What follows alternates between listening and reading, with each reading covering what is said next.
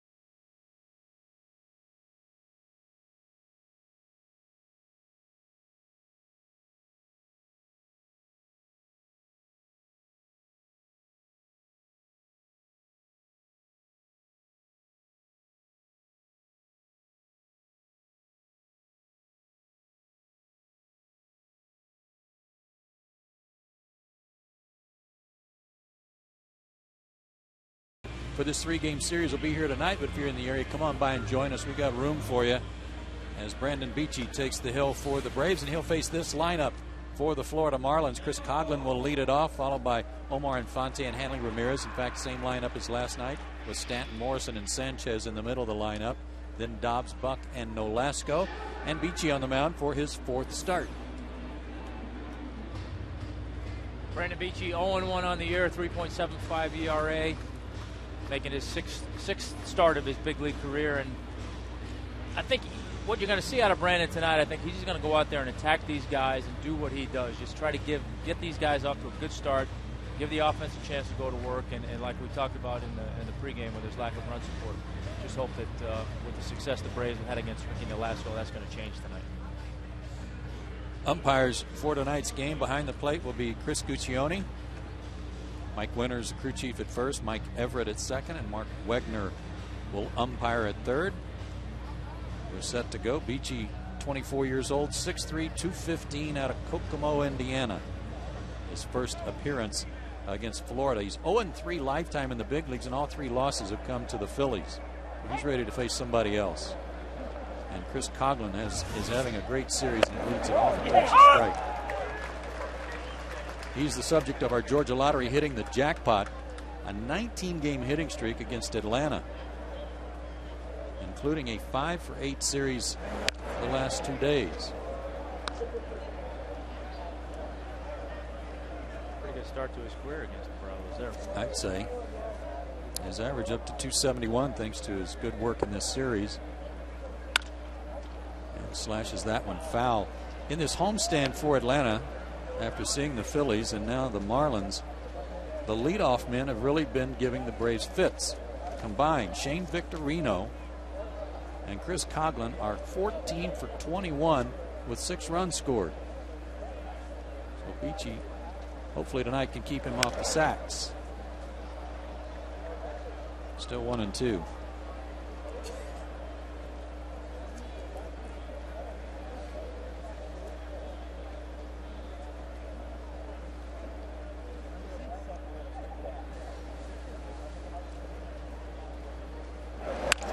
Lined over the glove of Alex Gonzalez, and another hit for Coghlan. 20 straight he's hit against the Braves. And another good start for the Florida offense.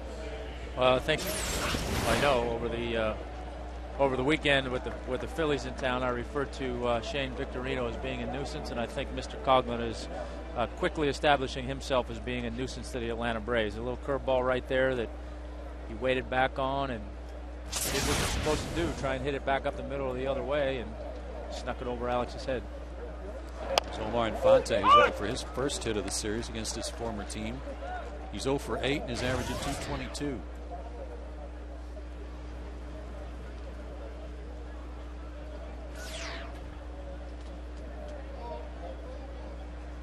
He's a guy that's pretty quick to the plate and hard to run on. He's just got a real quick little pickup of his foot and puts it down fast. Very simple mechanics. Like I said, quick unloading the ball to home plate. And, so in this situation, don't be surprised to see them try and pull something here with Omar Infante. Handles the bat very well.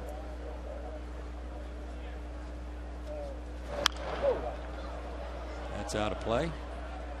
And he's quickly ahead of Omar 0-2. And as we've been saying, a beautiful night. 75 degrees here at game time. Very little wind. And yes, another great baseball night. Low humidity, too.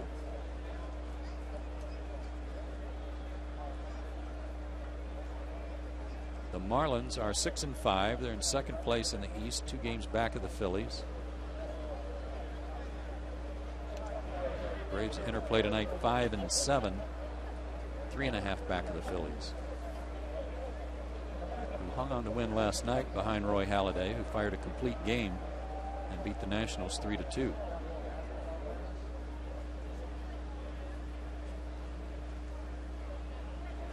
No 2 pitch hit hard to right. Hayward going back, and he'll make the catch just shy of the track for the first out. Here's the rest of the defense for the Braves tonight behind Brandon Beachy. And boy, it's been a great defense for Atlanta so far. Prado, McLouth, and Hayward in the outfield. Chipper, Gonzalez, Ugla, and Freeman from third to first. And Brian McCann doing the catching.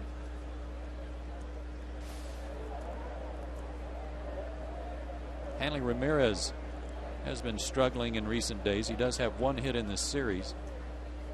1 for 7, but he's just 1 for his last 10. Beachy getting ahead of him. Really struggling against right-handers so far, only hitting 154, which is uncharacteristic for him. Well, it's like the people who look at the Braves offense and have a little bit of a hit the panic button a little bit too early, Tom.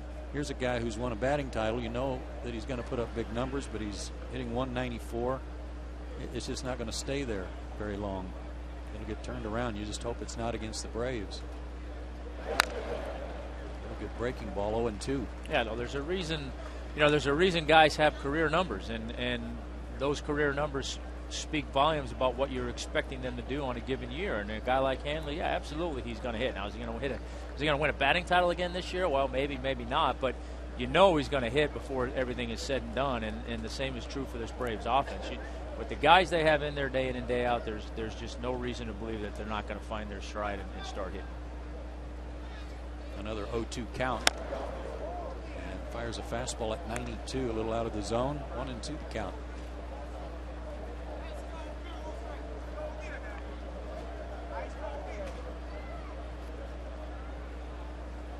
After tonight's game, the Marlins head to Philadelphia and take on the Phillies.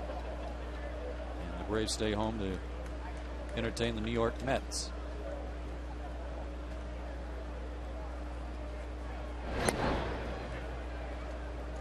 Quick feet from Beachy on his throw over to first. He does a lot of things well out there on the mound. Great mechanics, simple mechanics, and holding runners, fielding his position. He does all those things very well already at an early age.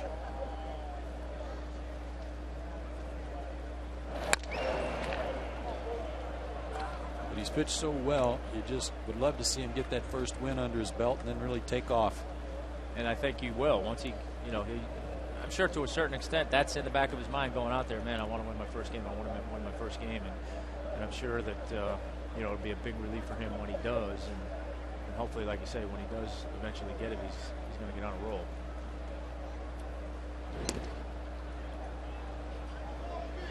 Two and two the count.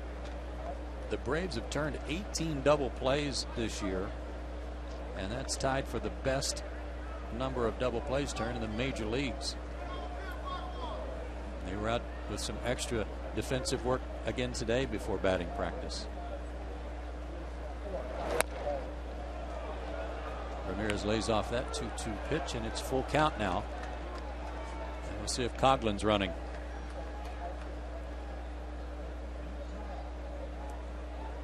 Hanley's seen a lot of breaking pitches in this sequence.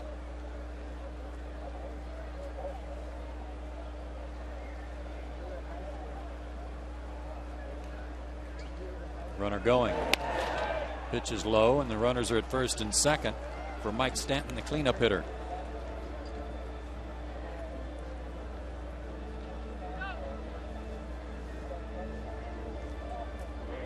Beachy's last start against the Phillies was the game last Saturday in which the Braves lost 10-2. He gave up 4 of the runs in 6 innings, 2 walks, 2 strikeouts.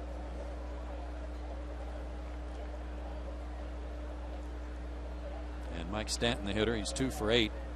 Had 2 hits in the first game of the series.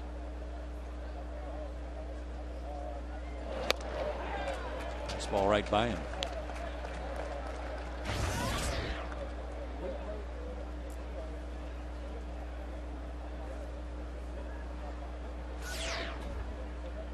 First pitch strikes to each of the first 4 hitters.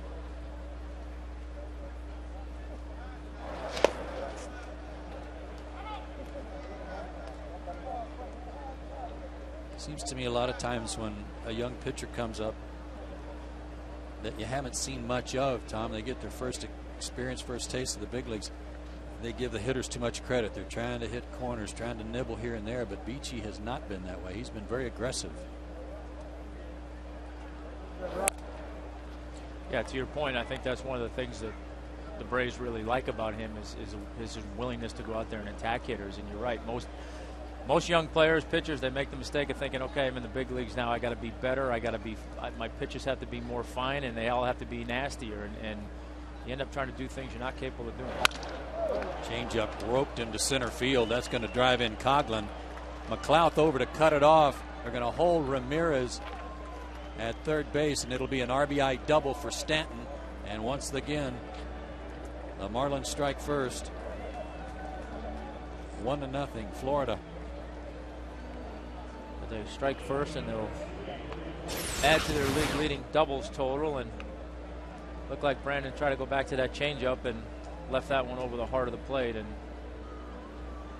as good as Mike Stanton swings it, that's not a pitch that he's going to miss very often.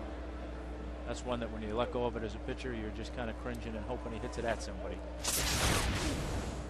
He did. Unfortunately, it was Nate McLouth, though, in about 3 hops. Logan Morrison, who's had a good series. 2 for 8 with a homer, and he's hit in 6 straight games. He's also reached base either by hit or walk in each of their first 11.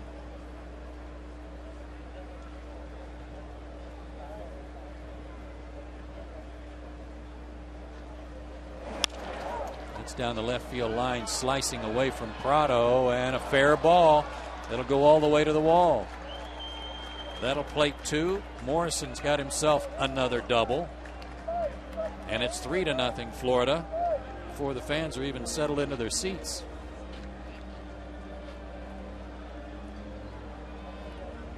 Well, after last night's game, this is certainly not the way the Braves wanted to start this one tonight. And the Marlins jumped out early last night with a run in the first and 3 in the second, and put 3 on the board here early tonight. And fastball looked like they were trying to go in and caught a little bit more of the plate than Brandon wanted. And although Morrison didn't get a good swing out, he got enough to fight it off down the left field line. A little bit of bad luck. He takes over their RBI lead with 9. And Gabby Sanchez steps in and takes a strike. He's 1 for 6 in the series, hitting .317 overall.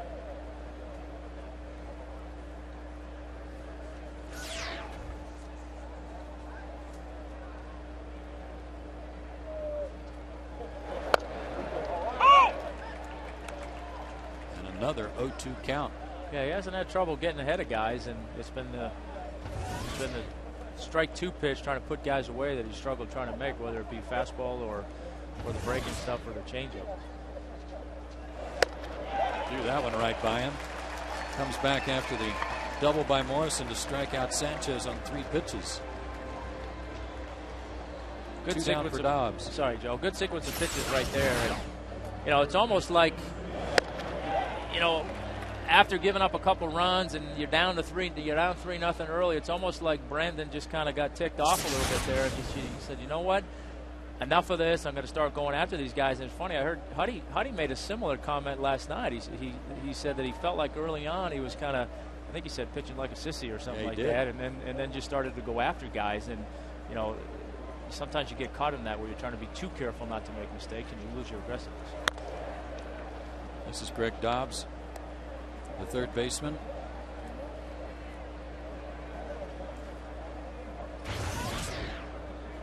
A homer and 5 RBIs, 1 for 3 in this series. Hitting a cool .500, 7 for 14 on the year.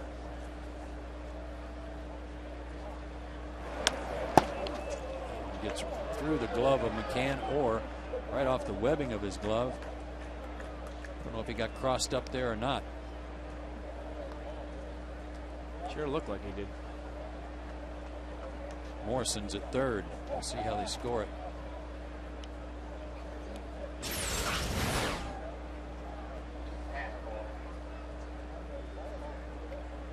It'll be scored a pass ball, as it wasn't that far off the mark. Yeah, it didn't look like he got crossed up. He looked like he was set up for a fastball.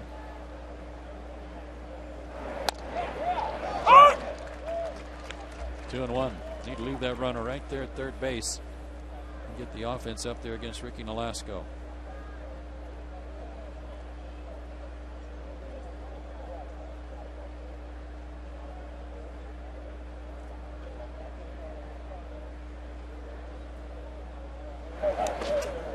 Yeah, that was 4 or 5 feet in front of home plate, and a terrific stop by McCann to save a run.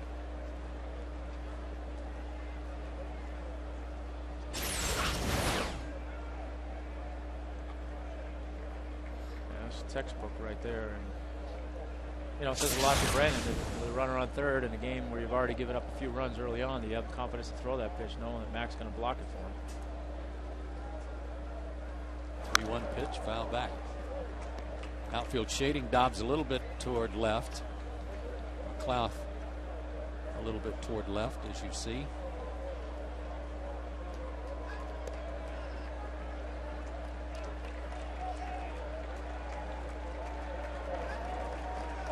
28 pitches for Beachy in this first inning. He's had to work hard, and he's down 3-0. And struck him out. After giving up the 3 runs, he comes back to fend Sanchez and Dobbs to get out of the inning. Braves are coming to the plate, down 3-0.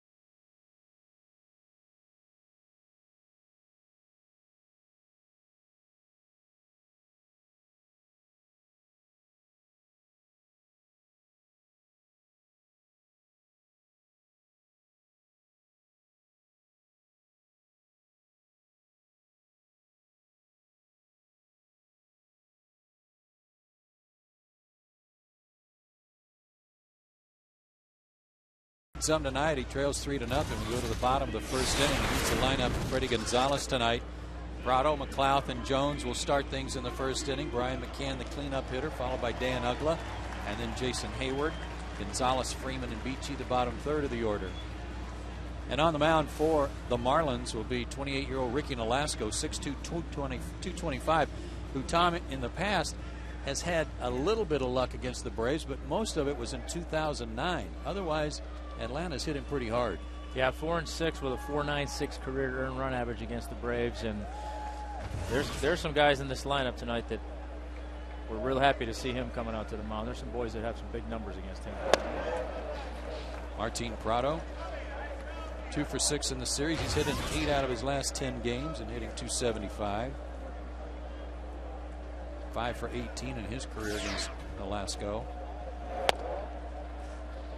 He features a fastball in the low 90s, has a cutter, and has a couple of different curveballs. Has kind of a spike curveball that breaks mostly straight down, and he's got a little bit of a slurve too. And he misses with 3 in a row. He's got a good number too. So he's got that going for him.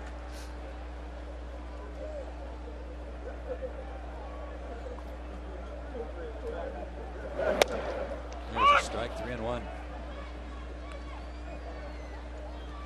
2008, the Braves beat up on him, and then in 2009, when he went 2-0 against the Braves, it included a game where he struck out 16 Atlanta Braves, a career high. Back through the middle, that'll get through. A leadoff single for Martin Prado. There's a good start to the night for the Atlanta offense. Nolasco is definitely a guy that can be streaky, like you said. You know, some of his numbers you just shake your head at, and then you see the 15 strikeout game and things of that nature. And he's got 28 road wins since 2008, which is second behind CC Sabathia. So I mean, he's done some things well. It just seems as though it's hard for him to string a lot of things together. And even last year with his 14-9 record, he had a pretty high ERA. Nate McLeod shows bunt and takes the strike. Nate's 1 for 6 in the series. Yeah, and that road record 28-12 since 2008. And he says he likes pitching on the road because he likes pitching in front of big crowds, something he doesn't get to do at home. Well, that may change with their new stadium. Not necessarily getting to do it here tonight either, but. Slow curve, bounce through the whole left side. Martin's going to try to go to third. Morrison up with the throw, and it's late. First and third, nobody out for Chipper. Good hustle by Prado.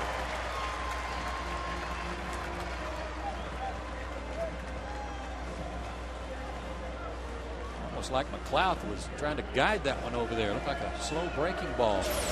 Yeah, similar to Coughlin's at bat, where he got the breaking ball, he stayed back, and it's kind of like he had a little hitch in there where he readjusted his timing and just tried to fight it off and found the hole over there. And Martin very aggressive on the base path, getting in there ahead of the throw. And psychologically, the Braves right here for Brandon Beachy would do a world of good to get a couple runs right here, get him back into this thing, feeling like, okay, we got a fresh start, and let's see what we can do.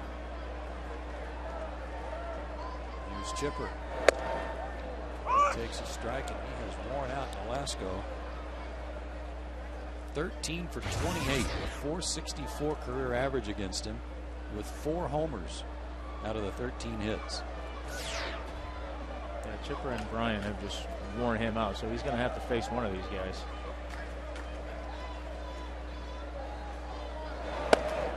Good breaking ball, gets him ahead 0-2. Last night, if you missed it, it came late. In fact, it's the 9th inning. Chipper's first home run of the year, and it was his 1,500th career RBI. And no doubt about it.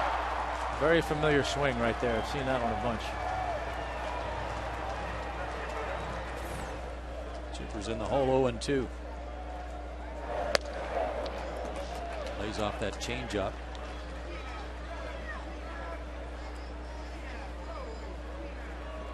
His changeup is thrown a little bit like a split finger pitch, or the split finger grip.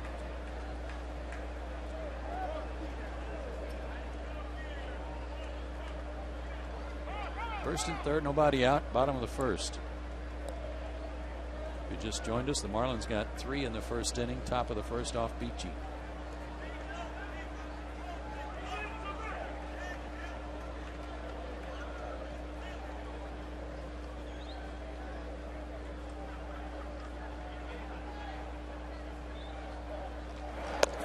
Two and two. He knows the damage Chipper's done to him, doesn't he? Of course he does. Absolutely he does. If he doesn't, somebody better tell him. I know part of putting together a game plan is you're going to go hitter by hitter, and you're going to look at matchups and what guys have done against you and who you want to face in certain situations and who you don't. And that's why I say with Chipper and Mack and the numbers they have against him, and for the most part, he's going to have to pick his poison with one of these guys. Drives McLeod back.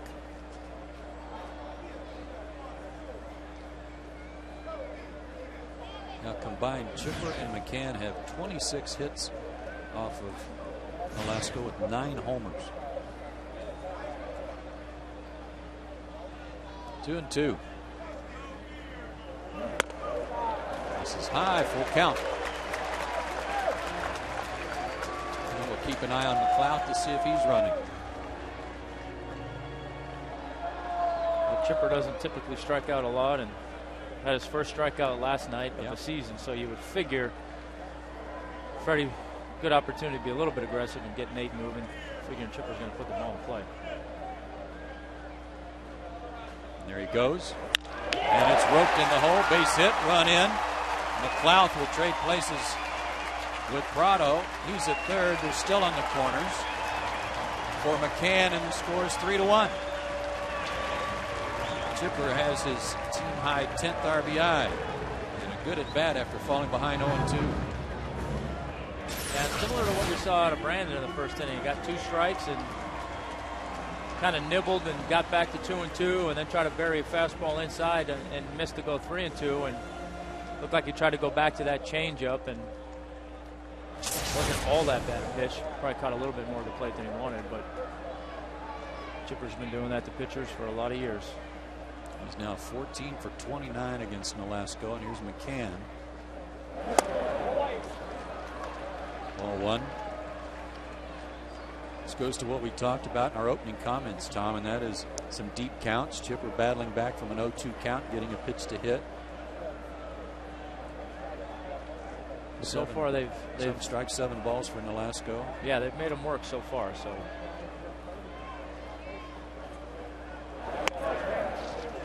Change-up low, 2-0. You know, and that can kind of be a double-edged sword sometimes too. I mean, as much as you talk about making pitchers work, make them throw pitches, make them do this, make them do that.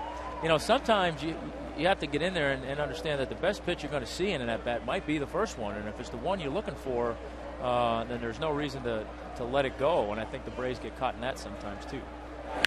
Low pitch hit deep to right. Stanton goes back, and this game has turned around. Brian McCann, a 3-run shot.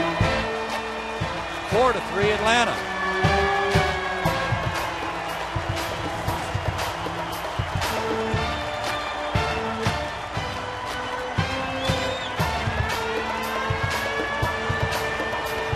His 6th career homer against Velasco.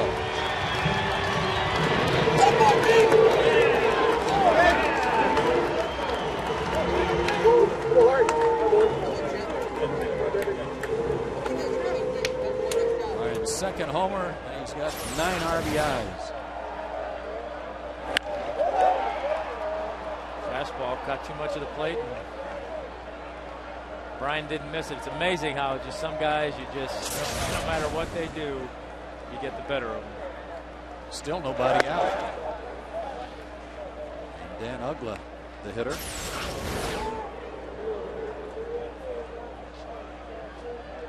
Foxmo slow motion, beautiful swing.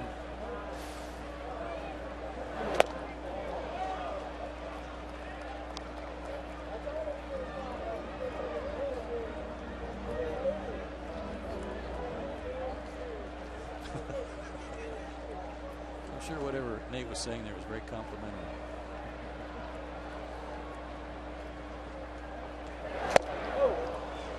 One and 2 to Ugla, who's facing Velasco, his former teammate for the first time. Dan 1 for 8 in the series and just 6 for his last 38. To a slow start.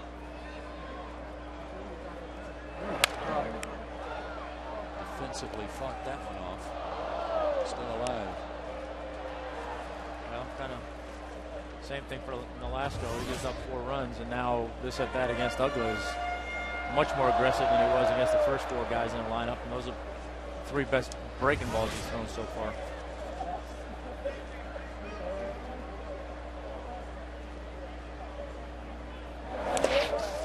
His last start came at Houston, and he won the game 4-3, and he pitched 8 innings. 8 innings, 8 hits, just gave up 2 runs, and didn't walk anybody. In fact, he hasn't walked anybody so far this season. This is his 16th inning of work. No walks, 6 strikeouts. There's that line in Houston. Good line in that ballpark. And I'm sure expected to carry that right into Turner Field. 2-2 pitch right off the end of the bat, still alive.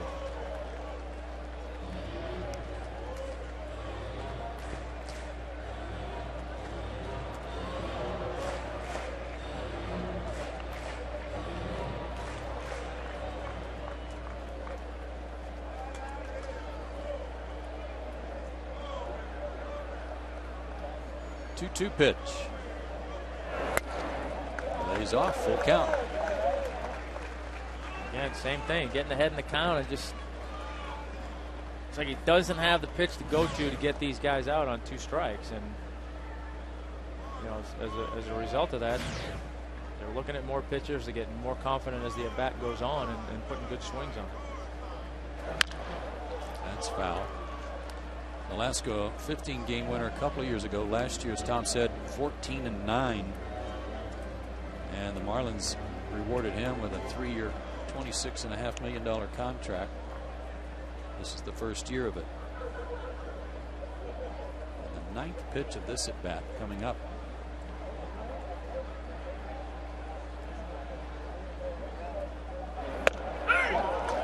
Got him looking. May have gotten that fastball to back up a little bit. He records his first strikeout.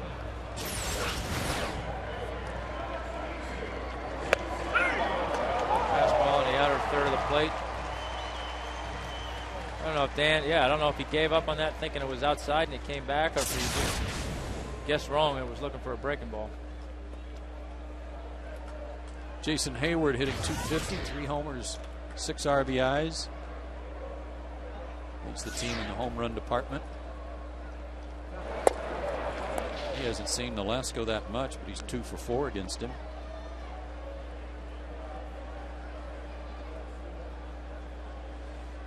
And one of his 3 homers came in this series, game 1. Everybody to a man, though, raving about Josh Johnson today and how good he was last night. Braves very complimentary to the Marlins ace, as they should have been. To left, a mile high. Time for Morrison to get over there, and he'll make the catch. That's just the second out, and here's Gonzalez. Yeah, I saw Mac downstairs, and we were talking. I said, "Hey, Josh Johnson was pretty good last night, huh?" And he just kind of gave me that look, like, "Pretty good." I said, "Well, I meant that in the most sincerest way that I could." He said, "Yeah, he was pretty electric.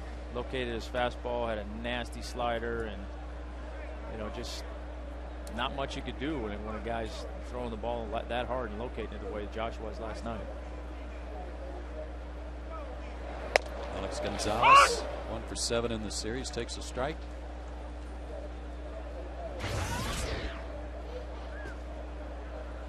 Three runs, 3 hits for the Marlins in the top of the inning. 4 runs, 4 hits so far for the Braves in the bottom of the first. Did he go? Yes, he did. Says Mike Winters. 0-2.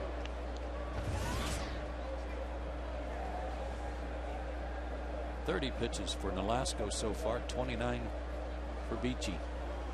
Well, needless to say, that trend's going to have to change if these guys are going to be around very long. Should be out of play over behind the Braves dugout, and it is.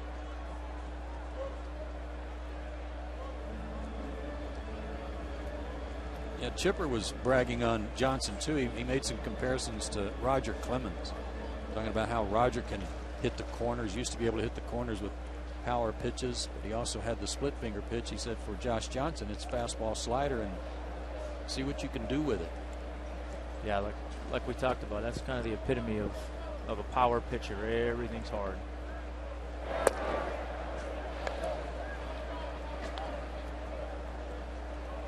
Chipper sporting a new do today. Yeah. Must have got to cut up for the luncheon today. Not sure he's sold on it either. He called it a faux hawk. Nolasco bounces back after the home run by McCann to retire the next 3. But the Braves get Beachy back on top. 3 singles and a homer. Ryan McCann puts the Braves on top. 4-3 going to the second.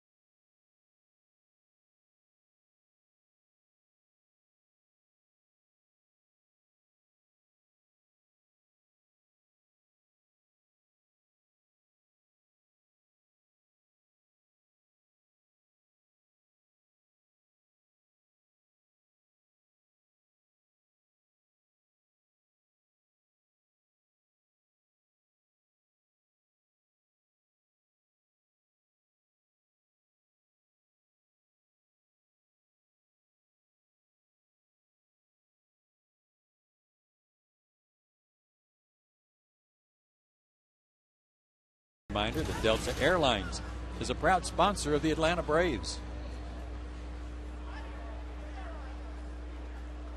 John Buck will lead off for the Marlins here in the second inning. Buck, Velasco, and Coughlin. Let's see how Beachy bounces back after being given the lead.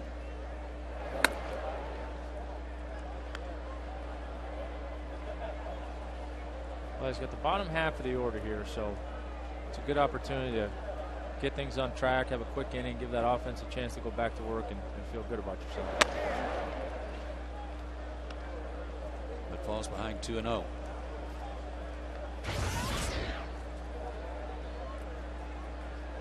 Buck is 0 for 7 in the series, as you see. Strike 2-1. If you hear me stammer and stutter every time Buck comes to the plate, it's because I have to go through a sequence of Jack, Joe, and then John. Yeah. All right, I'll cut you some slack. 3-1.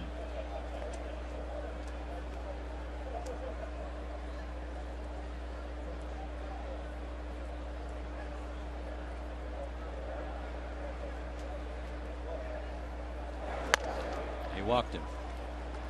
Not a good start to the second after having your teammates cover up the 3 you gave up in the first. His second walk. That's going to bring Roger out, and I'm sure that's pretty much going to be what he's going to tell him right here is just get back to being aggressive and make your pitches. Trust yourself, you make your pitches. I think, you know, sometimes you, like I say, you get out there and the weight of not winning a game is on you a little bit, and you're trying to be perfect and not make any mistakes, not give up any runs, and then, you know, you do, and then your teammates fight back, and now it's like, okay, these guys fought back and scored 4 runs for me and gave me an opportunity to have a lead. Now your mentality becomes, okay, don't mess this up. And Roger's approach has to be different for a young pitcher like that than it would be for, say, you. If you had done it, he might go out there and ask you what the heck ails you. Versus Beachy, where he's got to pat him on the back a little bit, doesn't he? Yeah, with Beachy, it's a little more of a pep talk. With a veteran guy, it's going to be a little bit more of a chewing out. Velasco is going to try to bunt the runner up, but fouls it. 0-1.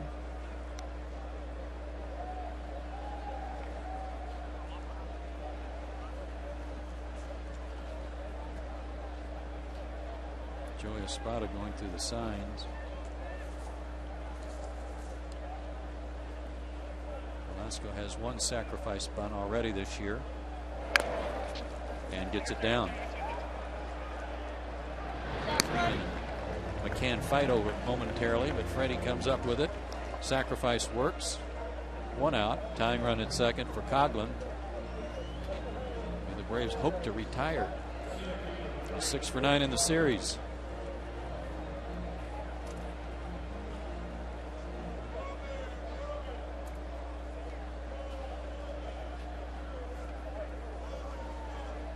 As many times as the Braves have seen Coughlin, Tom, it seems like he likes, I'll say, to inside out the ball. He likes from center field around to the left field line. I know he's got some power and can pull the ball, but he's pretty much conditioned to go the other way.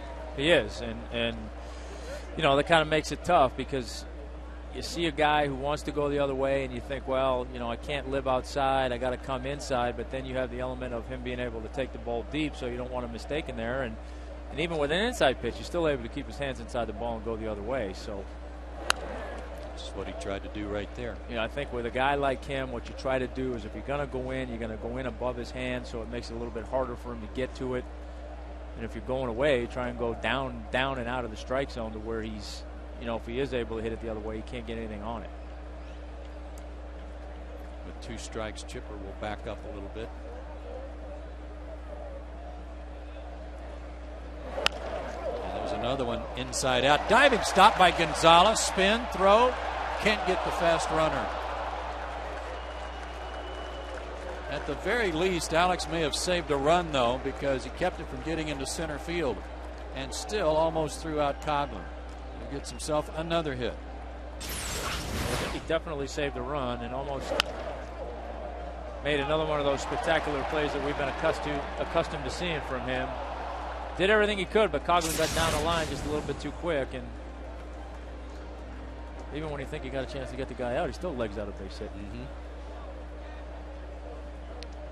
Well, here's where Omar Infante is typically at his best, getting a runner in from third, less than 2 outs, or driving in a runner in with that man in scoring position. Braves will play double play depth as Omar files it back.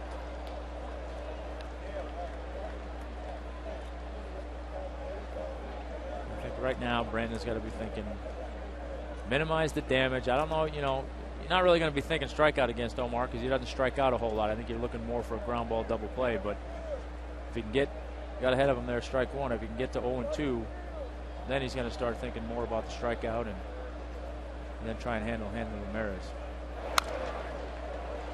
Good fastball. A little late on it. 0-2. He's gotten ahead.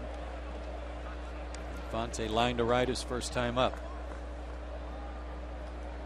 His first time up, he tried to elevate a fastball, strike two, and Omar was able to hit it the other way. So it'll be interesting to see what he goes with right here because his fastball command's been pretty good. His breaking ball command hasn't been all that good so far early on. So in a situation right here where you're needing a strikeout, I wonder if he'll show him something inside to try and keep him honest. Slider. Got him. Just like I said, he's hard to strike out. Well, that was a timely strikeout. His third. Threw him the best slider he's thrown so far in the game right there. And now he's got one tough task left here to get out of this inning. Ramirez fell behind 0-2 his first at bat in the first inning, but battled back to gain a walk. I got to be careful here with this first pitch. He's typically, as so many guys like him are nowadays in these situations with runners in scoring position, they're looking for a pitch early in the count. And he is, and floats one out behind second, and Ugla can't get it. Coughlin will race around to third as Buck scores, and we are tied 4-4. And the leadoff walk to Buck comes back to haunt him. Good call, Tom. Yeah, tried to go curveball and fooled Hanley on the speed of the pitch, but he was able to kind of keep his hands back just a touch and get enough of it and bloop it in the right spot right there. And a situation like that hitter the guy like him gets in the batter's box right there. You got to approach it like it's an 0-2 count right away. Fourth RBI of the season for Ramirez as Stanton stands in. He had an RBI double in the first. And the Marlins have given Ricky Nolasco a breath of fresh air as they've tied it up.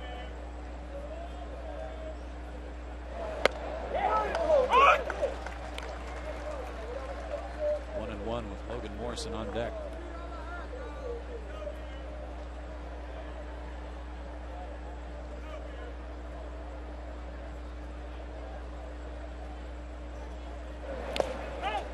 Chase the ball in the dirt. He gets away from McCann.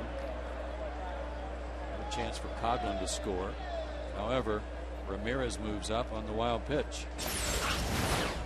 That's almost a curveball here. I'd like to have seen him throw for the first pitch to Hanley. I know it's hard here. The pitcher sometimes get in that mentality that on an 0-0 count you're trying to throw something out of the strike zone, but a lot of times it's just as effective to feed on that anxiousness of the hitter that's in the batter's box that wants to drive those runs in. It was a nice stop by McCann too on that ball that skipped on the plate. 2-1 pitch. Check swing, 2-2.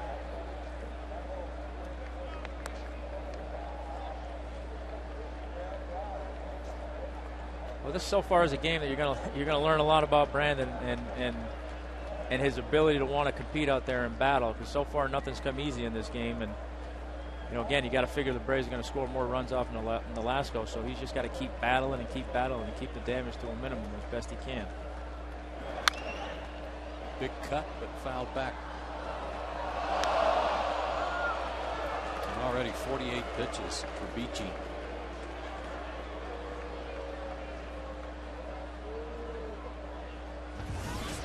Well, I think he's got him set up right here to go in with that fastball that he went in with early in the count, or throw him that slider that he threw to Omar. Fastball, and it popped him up. Should be playable for Ugla. Inning over. But the Marlins come back to tie it up. A leadoff walk got it all started. 2 left. And we go to the bottom of the second. 4-4.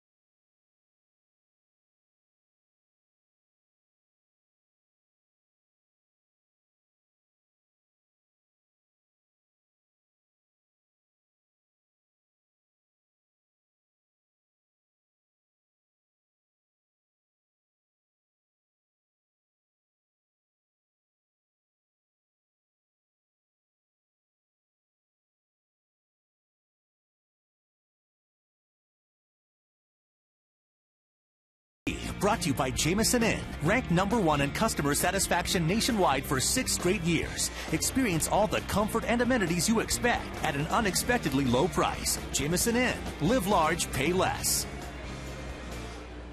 Well, we're just barely underway, but here's our Academy Sports and Outdoors game summary, and there's a lot that's already happened. A 4-4 tie going to the bottom of the second. And Freddie Freeman adds to it. A rope up the middle. He's thinking 2, and he's going to go for it. Coughlin's throw is late.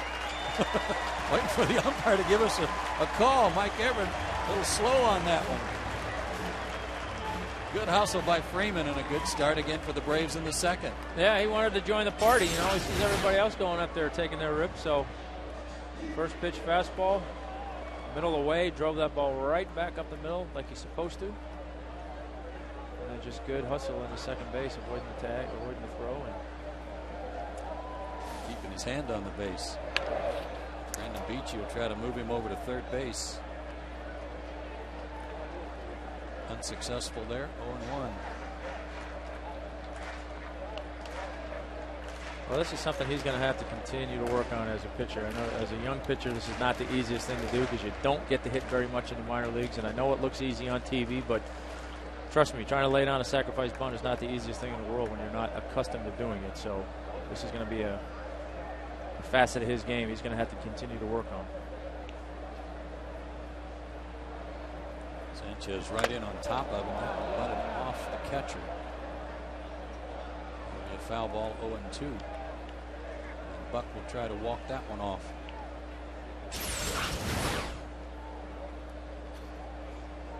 Right off the knee.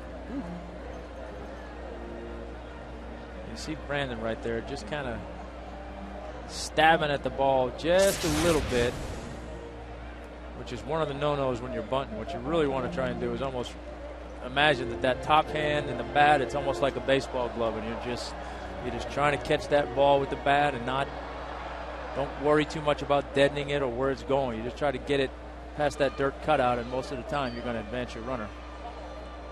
He does have the bat out in front of him on this attempt, and he gets it down, and Buck's going to have a play at third, and Freddie Freeman is out. Well, he got it down, but it was too good a bunt. Just about a foot into fair territory.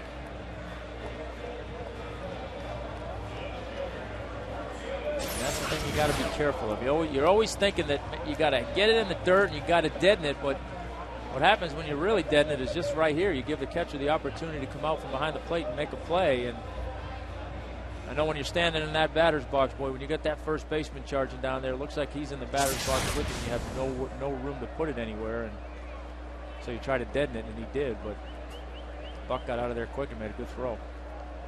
So Beachy is the runner at first, and Martin Prado, the batter, he singled and scored in the first.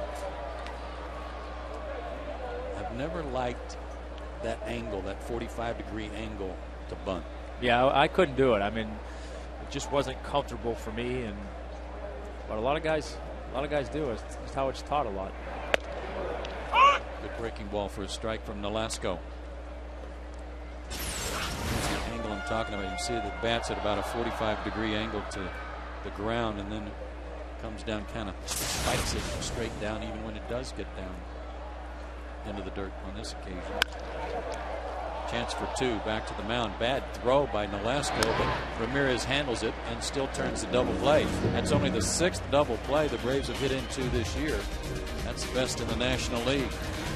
4-4 going to the 3rd.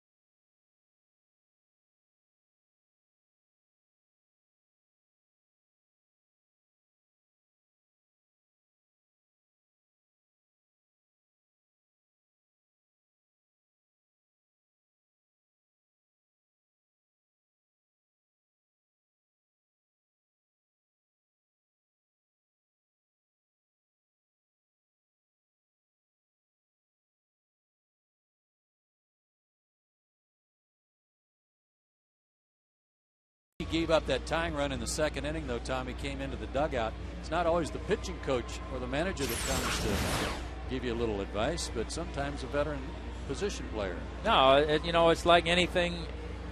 Sometimes a different voice or just a different perspective can kind of make the difference. And I'm sure for Brandon, he knows what Roger's going to tell him, and he expects Roger to tell him certain things. And in that situation for Chipper, I would venture to say that all Chipper is telling him is, say, dude, look, just go out there and be yourself and be aggressive and do all the things you typically do to give us a chance to win a ball game and start making some pitches, And sometimes that's all you need is that kick in the butt. And we're going to get some more off this guy. Absolutely.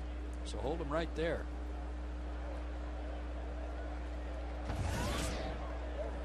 Logan Morrison will lead it off for the Marlins. He's been a tough out in this series, 3 for 9 with a double and a homer. Double tonight. Drove in 2 runs. He's the subject of our Sunshine House leaderboard. He's reached safely in all 12 games the Marlins have played this year. First in the league in extra base hits.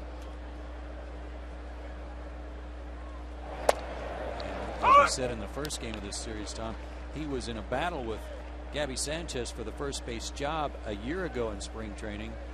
And while Sanchez won the job, he didn't stay in the minor leagues too long because they had to find a place for his bat. Yeah, when you force their hand and make them find a place for you,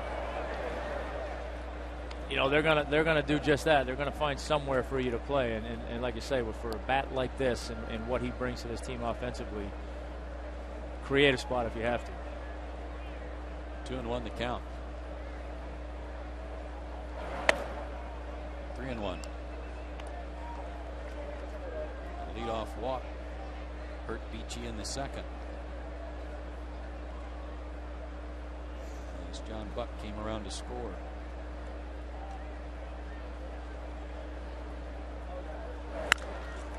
High fly ball. Shallow right. Ugla out. Hayward in. Ugla will give way to Jason, who will make the catch.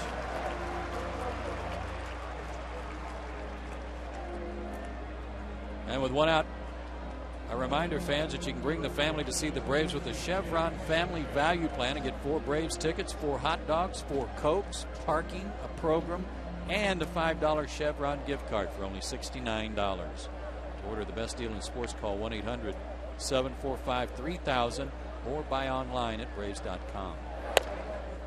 Heck of a deal.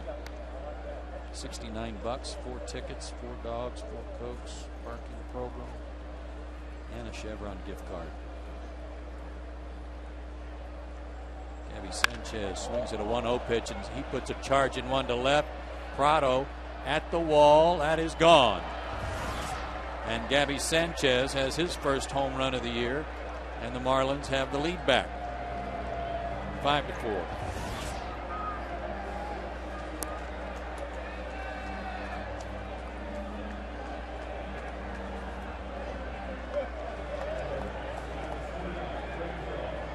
Well, I think this is one of those nights going to leave everybody scratching.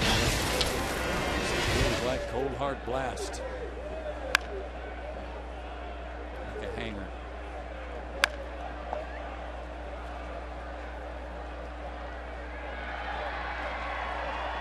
Gabby Sanchez has also reached base in every game for the Marlins, as the Braves fans in left field throw that home run ball back.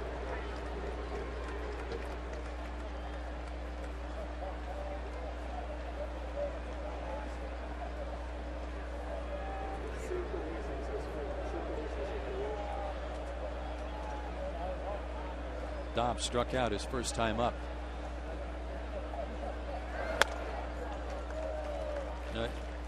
Beachy struck out Sanchez in the first inning on 3 pitches. And remember, the last pitch was a pretty good fastball, kind of in on his hands a little bit, tied him up some. And I'm sure that Sanchez was thinking about that, thinking this guy figures he can throw the ball by me, and so they throw a slider, but they throw it to the inside part of the plate, and it hangs there for him to tee off on it. Yeah, he's got it in his mind that he wants to protect inside, and like we said so many times with that off-speed pitch, you can just kind of be fooled, but still flip the head of the bat on it. And Brian was set up away for that too. Just a mistake that at this level gets hit a long way.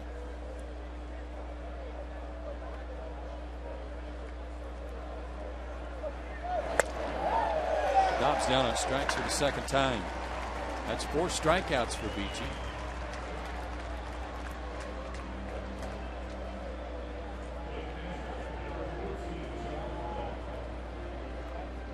He's given up 6 hits, 3 of them for extra bases.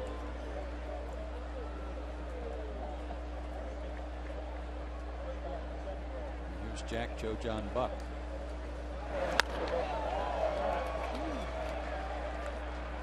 It looks to me like with Brandon, there are some times where, like that one right there and the last fastball, that he's letting it go and not worried about where it's going. And then there are other times it looks like where he's just cutting it off just a touch, trying to hit location.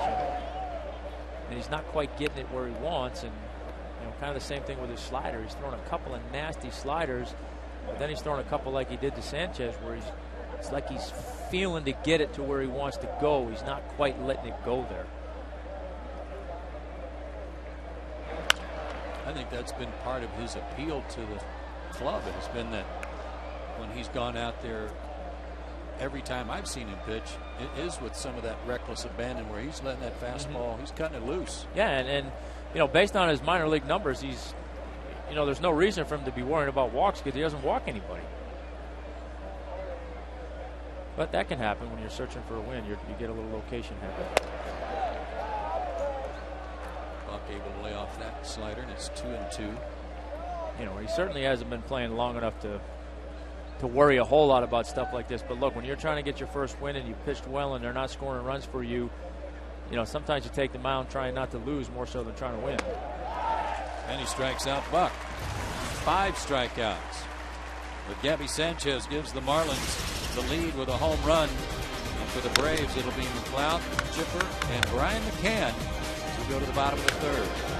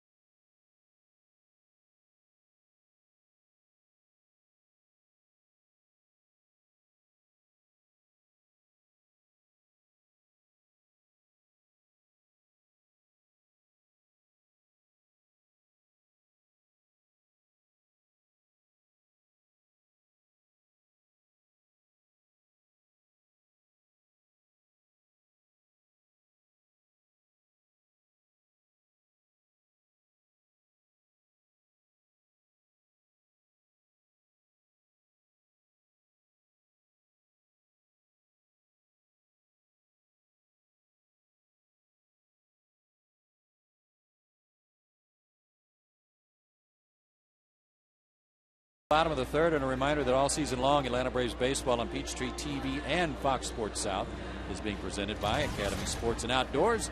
The right stuff, the low price. Heart of the order for the Bravos. McLeod, Chipper, and McCann. Nate had a base hit and a run scored in the 1st. He just joined us. Braves fell behind 3-0. Braves got 4 in the 1st, 3 of them on a Brian McCann homer. Ricky Nolasco has the lead back. Toward left, Morrison started in, but he's there for the catch. 1 out.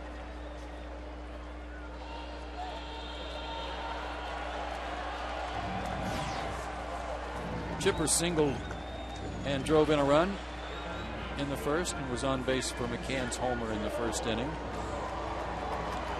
That home run he hit that we showed you earlier last night was 1500th RBI. It was no cheapie. It was a 407-foot blast.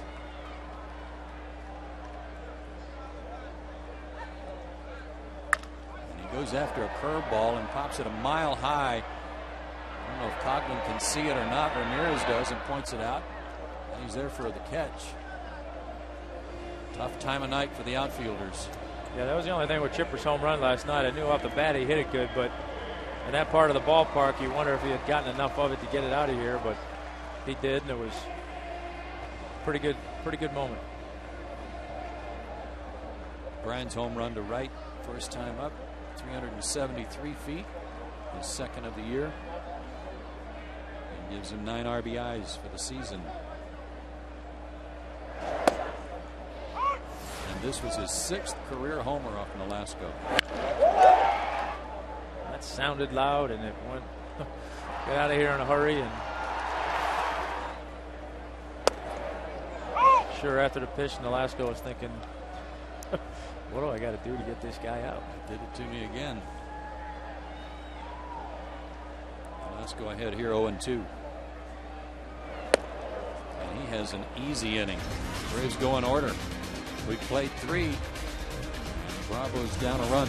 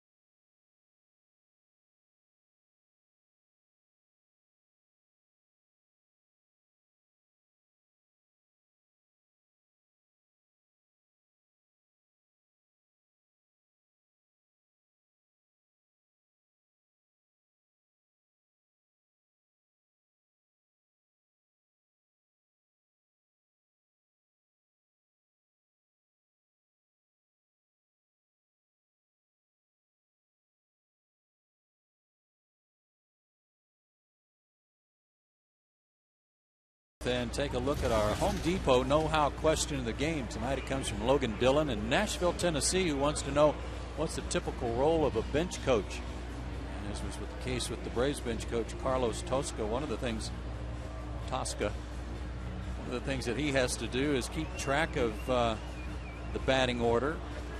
And for example, last inning, Buck made the last out. He'll make a little mark next to his name so that when Freddie Gonzalez is looking ahead, if he's got to think about making a pitching change or pinch hit for the pitcher, who's he going to bring in? He wants to know who's due up the next inning. Any defensive changes, double switches with the pitcher and things of that nature. And if it was Bobby managing, be ready to manage about 10 or 15 times a year. Yes.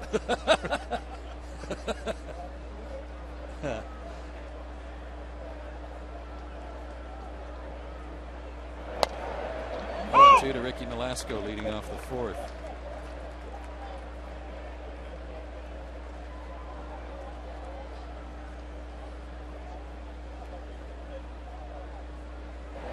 And got him.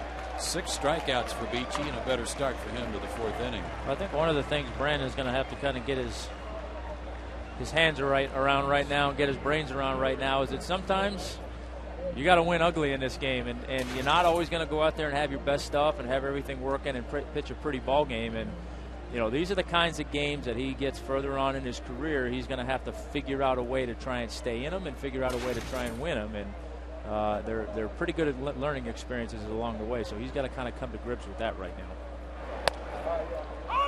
Coughlin 2 for 2 again. He scored a run in the first. He is 7 for 10 in the series. It's up.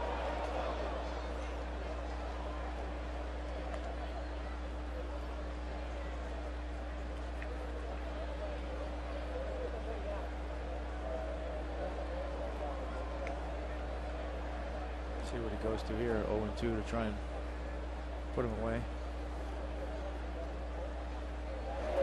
Yes, he did. Tied him up.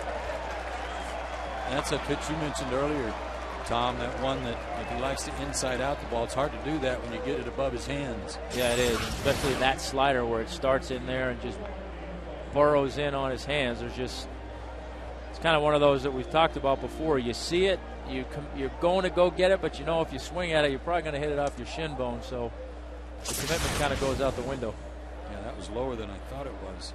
Good pitch. Here's Infante. 0 for 2. He's lined out and struck out.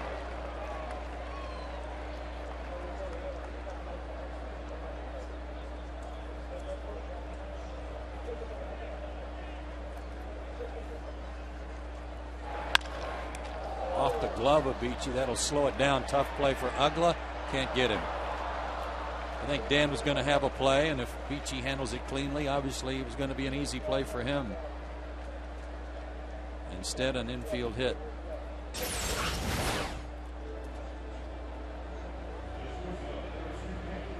Yeah, it's a tough one for a pitcher. It's a tough one to lay off of reaction-wise, and typically when that ball is hit over the dirt, it's a play you feel like you should make. But I think that's another thing that he's going to learn over time is to understand where his players are positioned behind him. And I think you're right, Joe. Had that ball gotten by, that would have been a pretty routine play for Ugla. And every now and then you'll see pitchers do that, where it's coming up the middle and they'll purposely let it go because they know their players in the right position. So he's got to work to Hanley Ramirez with 2 outs. Ramirez walked and scored in the first, singled in the second, and drove in a run.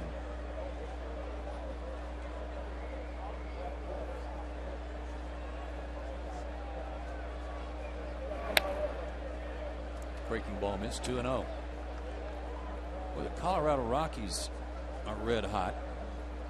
They swept a doubleheader from the Mets today to improve to 10-2 on the year, and they are 7-1 on the road.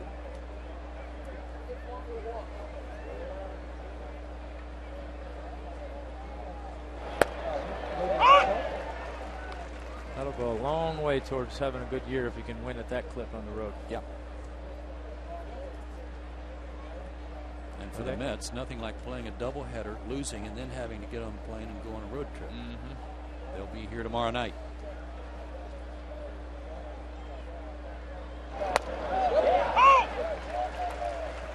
Hanley was not looking for that fastball. 2-2.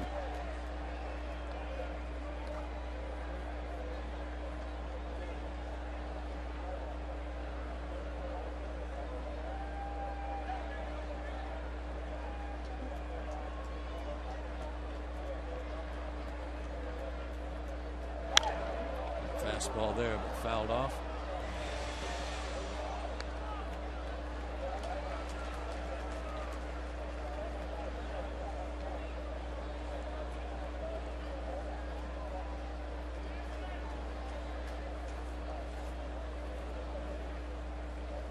In 2009, Ramirez hit .342, 24 homers, 106 RBIs, scored 101 runs.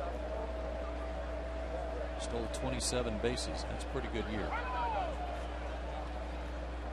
Now for a while there, he was kind of on the periphery of the shortstop conversation, particularly in the National League East with Reyes and Jimmy Rollins, and Hanley was probably sometimes a little bit of an afterthought, but I think he's played his way into being the best shortstop in the National League East, and if not in the National League.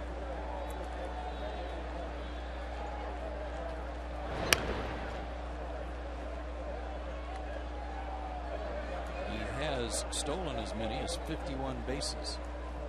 Did that in back-to-back years in 06 and 07.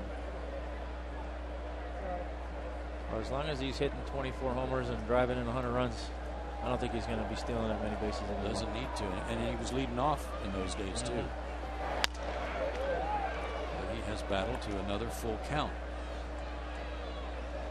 Freeman will play behind Omar Infante with 2 out.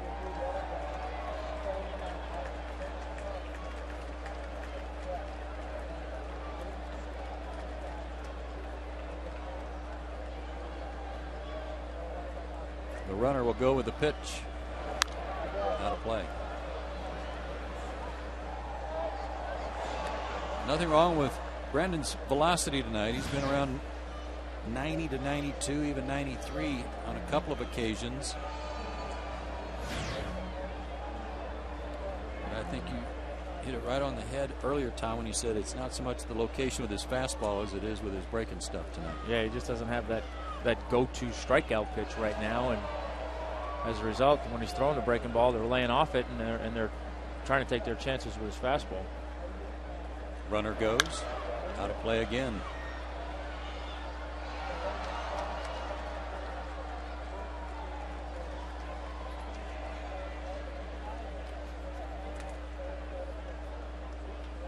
Well, he's throwing fastballs away, fastballs in, and with each one, Hanley's seeing a little bit more and getting a little bit more comfortable with it. So he's either going to have to really locate one fastball right here, or he's going to have to take a shot with a breaking ball. 9th pitch of the at-bat. Runner moves, and he walked him.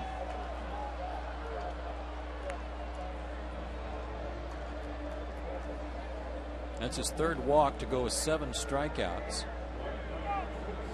First and second for Stanton, who doubled in a run in the first inning, and he's popped out in the second. 1 for 2.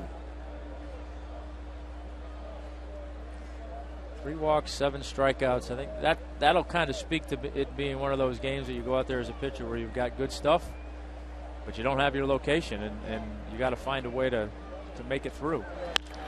Oh, knocked down. Nice play by Beachy there. That may have saved the run. Not sure Ugla could have gotten to that one. It was hit sharply, and a nice play by Brandon to end the inning. Marlins leave a couple. Bottom of the 4th. Ugla, Hayward, and Gonzalez due up for Atlanta.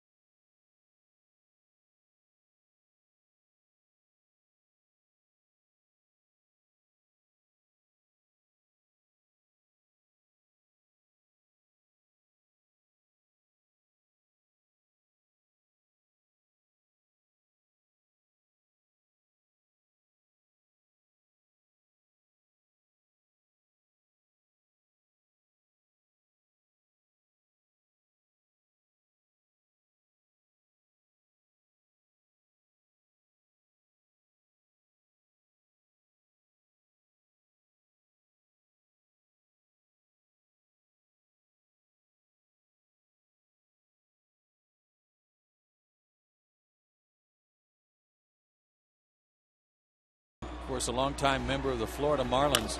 6 career walk-off hits for him.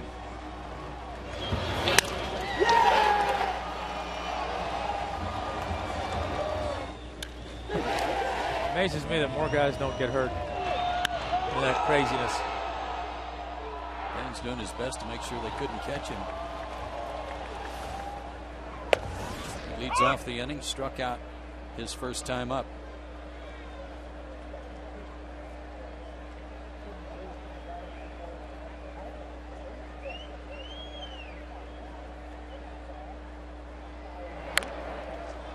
Breaking ball has him swinging, but off the end of the bat, and he's in the hole again. 0-2. On the last go had his best inning last inning. See if he starts to find a little bit of a groove here. I think he only threw 6 pitches last inning.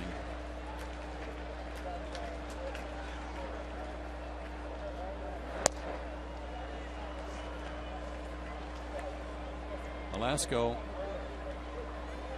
number 1 in wins in Marlins history by a right-handed pitcher.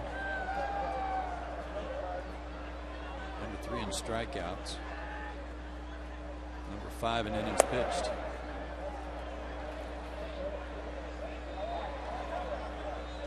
And his 2.12 walks per 9 innings on average for his career is the best in Florida history. So good control. And again, no walks so far this year in 18 innings. A drive to left. Ugla got on that one. He's not even watching. Wow, did that go a long way? A line shot, tie game. Ugla has his 3rd homer.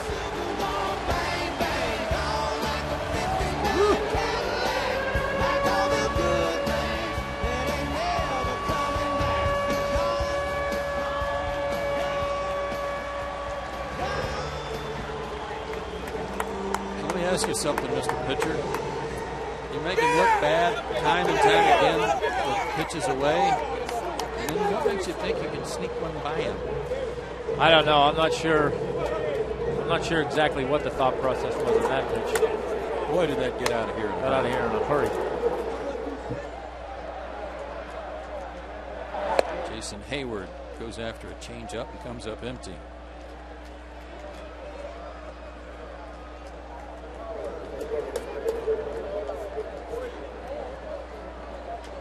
Got that full hawk working today too. Like Edward Scissorhands was in the stock room. So does Freddie Freeman.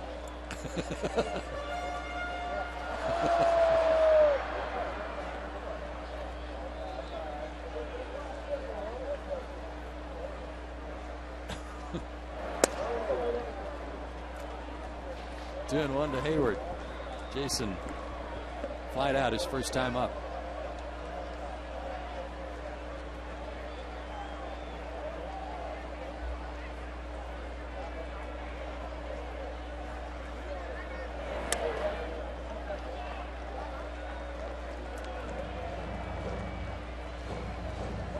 Three and one now to Jason.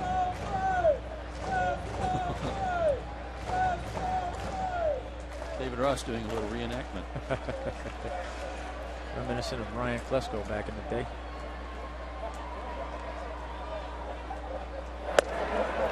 Ball 4. Let's take a look at the pitch and the home run. Like I said, he got him to look bad on a couple sliders away. Looked like he tried to go to a curveball, I guess. Yeah. Which, you know, to me, that's just a matter of outsmarting yourself right there. He's looked, I don't want to say he's looked bad, but he hasn't exactly taken good swings at your slider away. And the problem you have with throwing him that pitch right there is exactly that. You might fool him on the pitch, but the speed, he's still got a chance to throw the head of the bat on the ball. Well, we said he had 2 breaking balls. One was kind of a slurve that had been very effective, but that was the spike curve ball, and it got spiked. I just don't think there was anything that Ugla would have been showing me that make me to think that I should have done anything other than continue to throw that slider or maybe take a shot on a fastball away, but certainly nothing on the inner part of the plate. Sure sped up his bat. Jason's running. Pitch is a strike. The throw is low and almost took out Nolasco. As Buck threw that one from his knees, and Jason Hayward has his first stolen base of the year.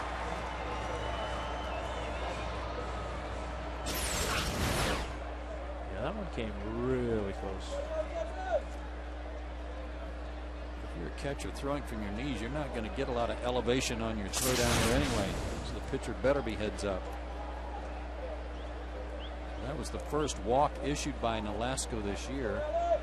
And now a stolen base. Let's see if Alex can get him over to third.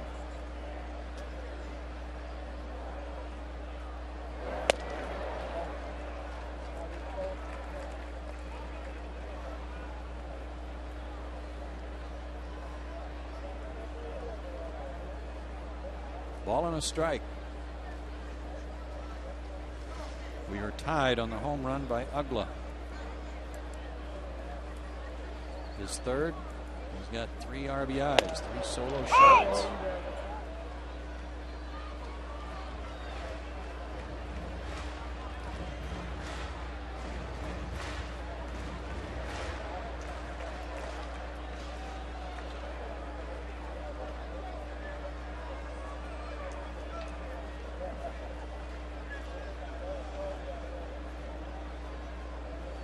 Jason's got a good lead at second base.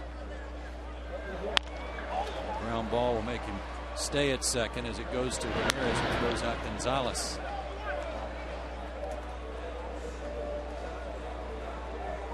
So a runner at second and 1 out in the tie. Game time for our AT&T U-verse trivia question. Dan Ugla is tied for most multi-home run games in Marlin history with 11. Who's he tied with? Gary Sheffield.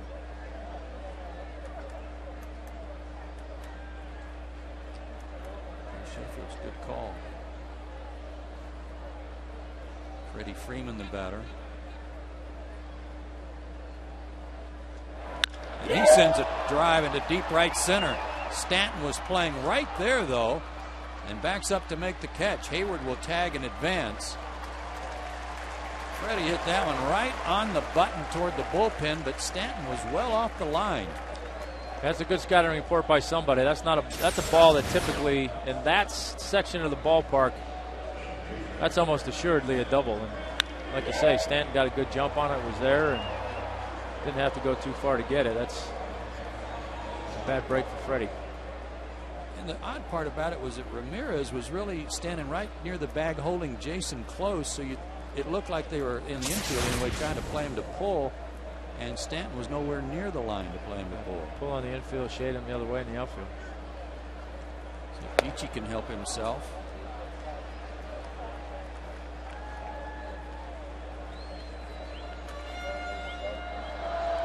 Tried to put down a sacrifice bunt his first time up, but the bunt was not far enough out in front of home plate. Buck picked it up, threw out Freeman at third.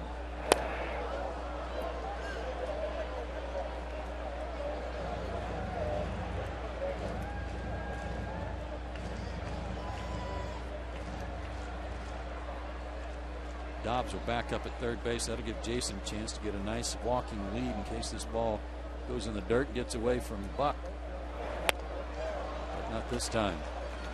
Beachy down on strikes, but the leadoff homer by Ugla here in the 4th inning has tied this game up. It's 5-5.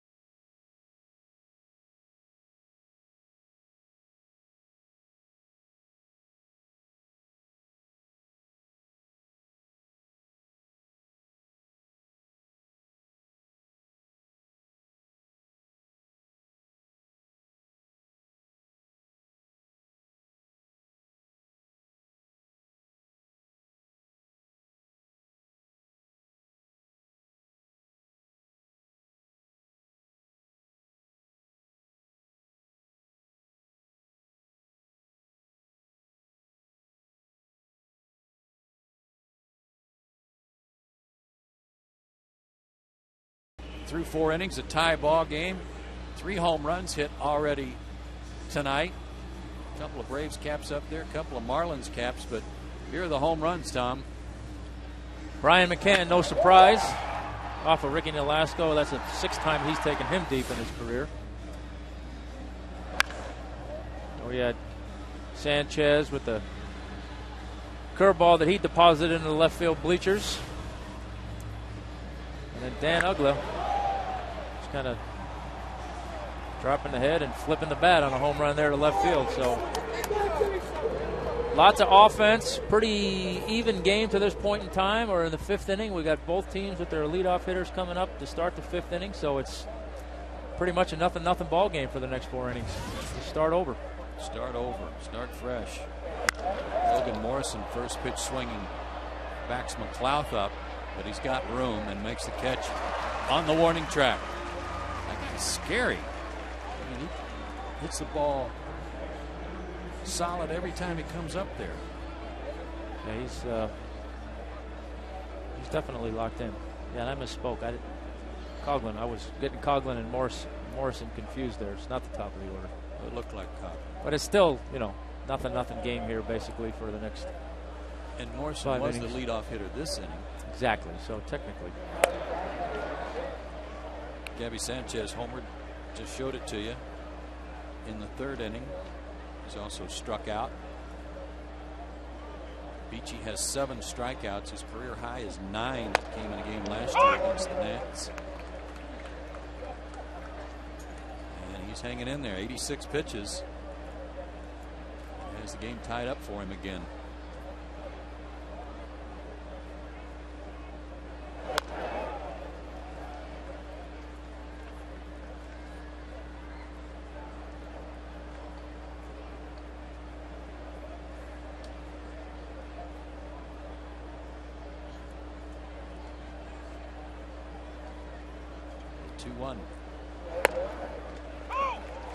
And some confidence shown to him by Freddie Gonzalez with the go-ahead run at 3rd base, 2 out.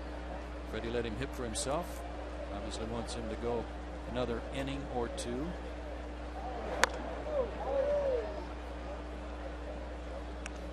It's been a strange game, like you say, the 7 strikeouts, the 3 walks, and as a pitcher, when you're 2-1 balls to strikes, you generally feel like you're pitching well and you're having a good ball game. And Brandon's pretty close to that right now, but certainly hasn't gone the way he wants it to. Good pitch right off the end of the bat. Went with a 3-2 off-speed pitch. Good call by McCann. 2 down.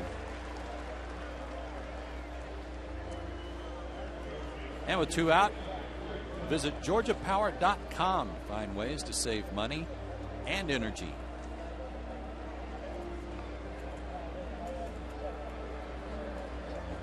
Love that lab puppy.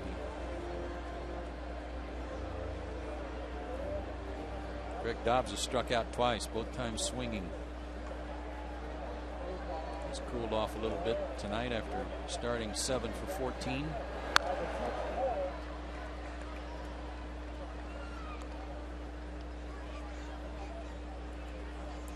Like to get this inning over with. 1, 2, 3. Have the bottom part of the order due up next inning, but get your offense back up there. Top of the order due up for Atlanta in the bottom of the 5th. Just missed 1-1.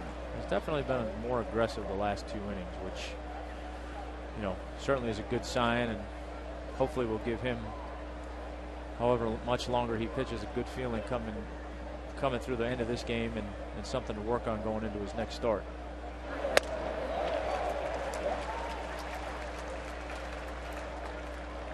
One and 2.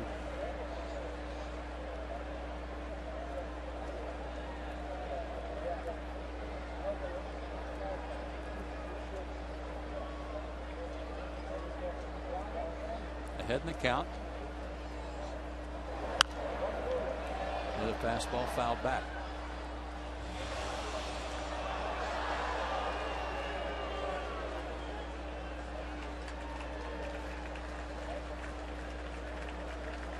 Fastball, strike 2 on the corner. Try to elevate there. This would be a good spot for a changeup down and away. Let's see. Struck him out. It was away. Fastball, though. Strikeout number 8 in his first 1, 2, 3 inning. Top of the order, 2 up.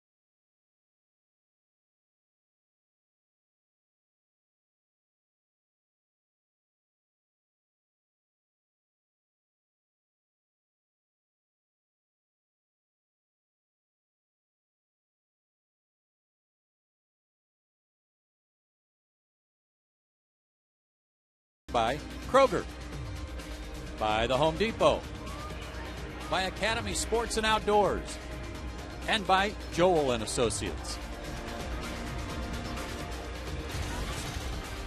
Martin Prado leads off the 5th for the Braves. He has singled and scored a run. He's also hit into a double play. Tie ball game, bottom of the 5th. A lot of offense tonight. 10 runs, 13 hits, 3 homers. Both starting pitchers still in there. Get a little more offense here and one more inning of pitching out of Brandon and take it to the house.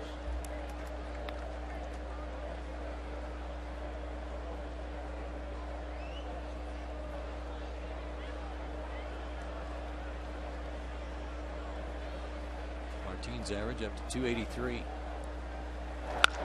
Hard hit up the middle, but handled on a tricky hop by Ramirez, and then he airmails the throw. Sanchez hauled it in, but he was pulled off the bag. And that was set up by kind of a tricky hop that kind of threw all the timing off for Hanley. Yeah, it looked like it rolled right up the heel of his glove and onto his arm almost. And you're right, it kind of threw everything off. Threw his footwork off and timing, and he tried to hurry, seeing how far Martin had gotten down the line. And not a good idea to look and see where the runner is. Just get it and throw it.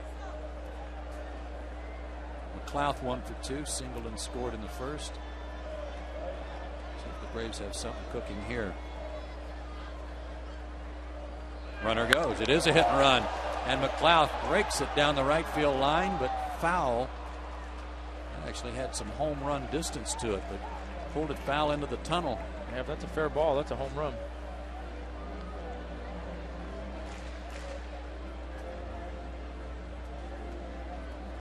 Freddie Gonzalez sending the runner.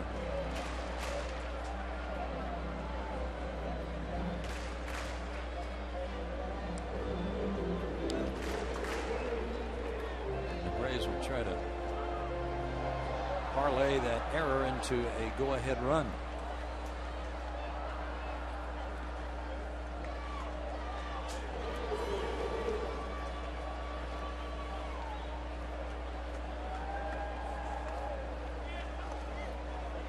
It's the first error committed by either team in this series. Yeah, it's been a good defensive series.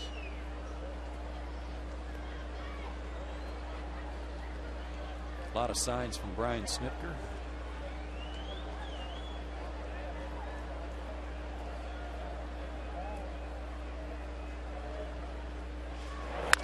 This one hooked right at Sanchez. Double play. Mercy. Nothing Martin could do about that, even if he had frozen. It was just, he's going to be out.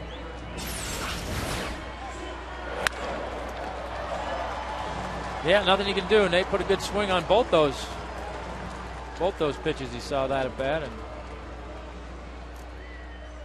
a little bit unlucky. Just a home run foul, and then another ball right on the nose, right to Sanchez.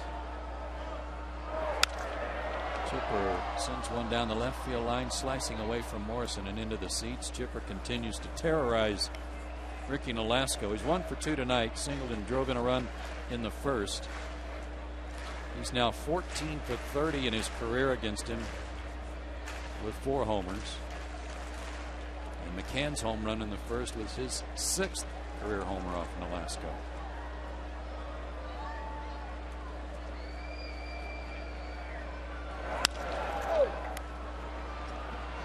To Infante, and an inning that started with some promise ends in a 1-2-3 inning.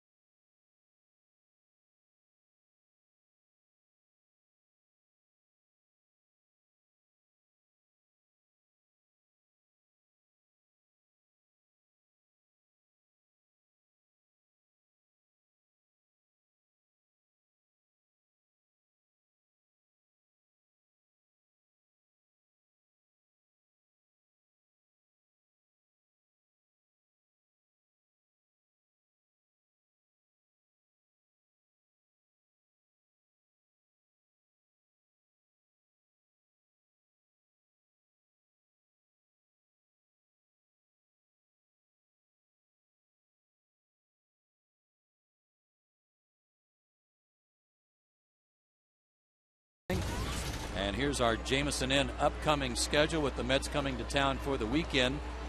Right back with you on Peachtree TV here in the Atlanta area, and outside the Atlanta area we'll be on Fox Sports South tomorrow night as the Mets come to town. Looks like DJ Carrasco is now going to start for the Mets against Derek Lowe.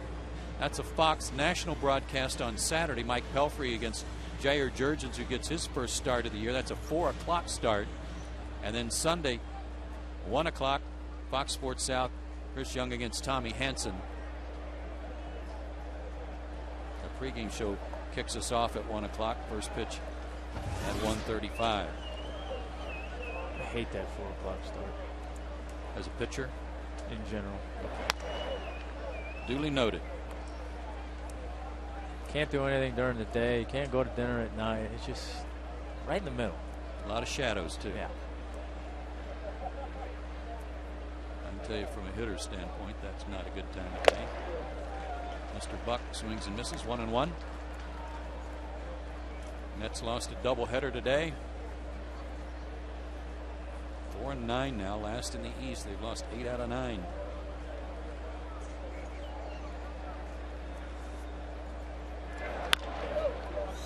Slowly hit, and a bad hop off Chipper's glove. Buck's going to be waved to second. He'll stop, though, at first base. And that'll probably be an error on Chipper, and it is.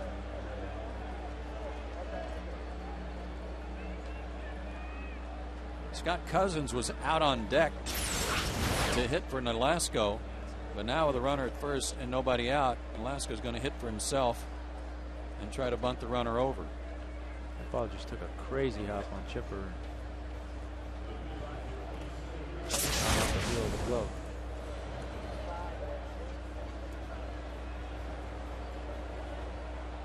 So at the very least, that saves Edwin Rodriguez, the manager of the Marlins, of players. He can allow Nolasco to still hit for himself and try to bunt the runner up.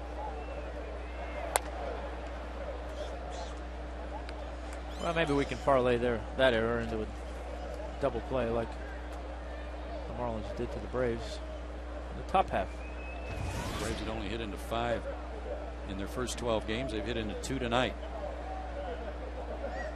It's number 100 coming for Beachy.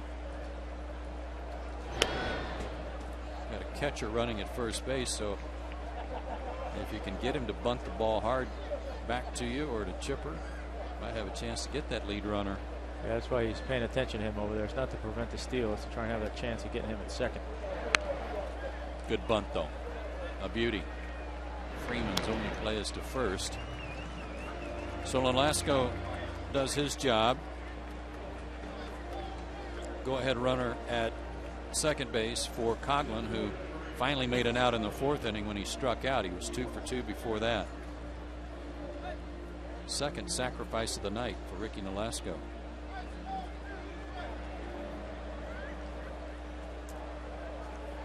They're going to put Coughlin on and pitch to Infante. Can't say I'm surprised. I was just thinking that in my own mind. I wonder what kind of approach they were going to have with him with a base open and Omar on deck. And, you know, maybe with an older pitcher, Freddie might give him the opportunity to try and give him something good to hit, or nothing good to hit, but don't walk him, so to speak. But with a relatively inexperienced pitcher out there, he's going to take the guesswork out of it and set up a double play.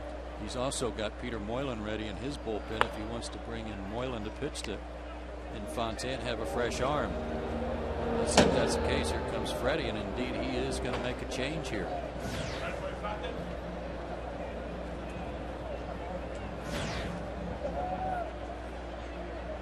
So Brandon Beachy goes 5 1/3 innings, strikes out 7 and walks 3. And a change being made by the Braves. We'll have it for you when we come back.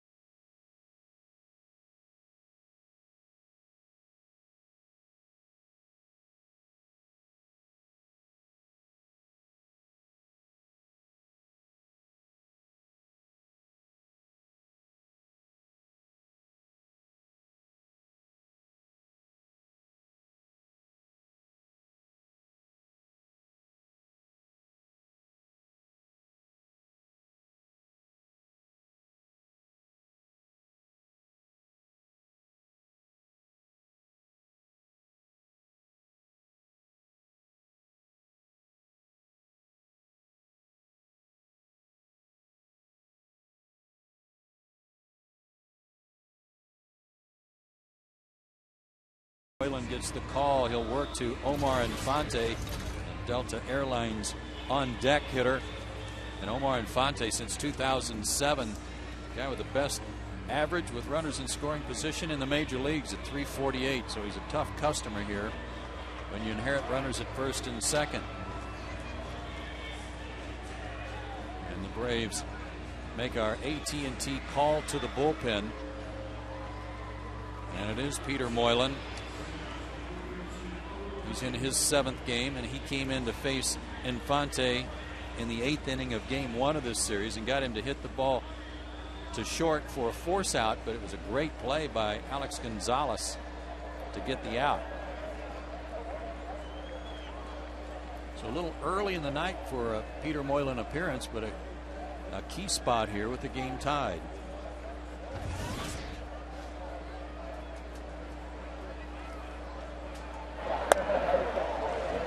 Chases a slow breaking ball.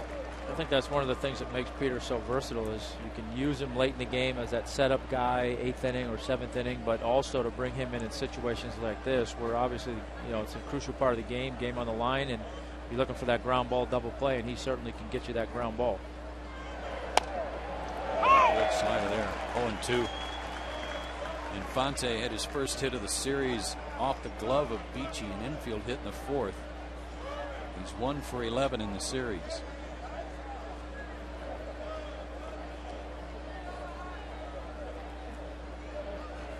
And 2, and got him to chase. Great job by Peter Moylan to strike out a tough hitter in an RBI spot. Steady dose of sliders, and why not after the first two? Omar didn't show any signs to make you think he was on it or was going to put a good swing on it or anything of the kind. So Peter just kept sweeping it up that outside corner, and Omar kept chasing it. And big strikeout right there, and now you got one more key out here in the batter's box. It's a tough one. 1-0 to Ramirez, who tonight has a single sandwiched in between a couple of walks.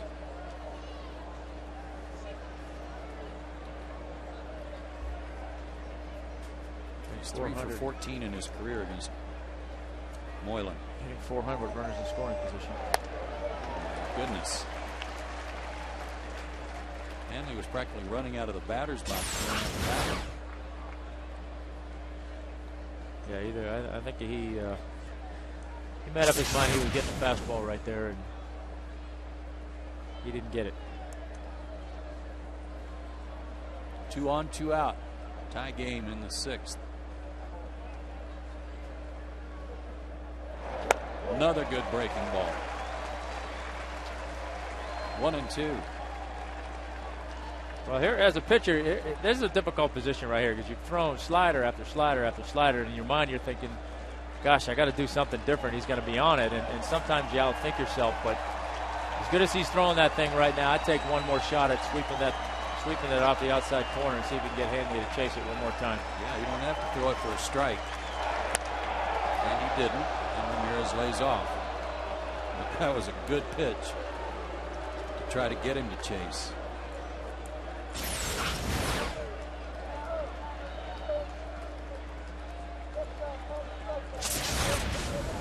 Took a lot of patience not to go after that. And as far as he starts that slider on the inside part of the plate, I wonder if he could sneak a fastball in on him, and Hanley thinking it was a slider that was going to miss in. It is a tough play. Peter's not going to have a play anywhere. A swinging bunt hit for Ramirez, and the bases are loaded for Mike Stanton. Made a good pitch, but Ramirez gets a base hit. Yeah, that's just one of those as a pitcher. That's a changeup, it looked like. Either that or a backup slider, but Hanley was fooled nonetheless, but put it in a perfect spot. Yeah, I thought it was a changeup too. He's got to start over with the sacks full of fish. And Mike Stanton, who's 1 for 3, a double and an RBI in the first.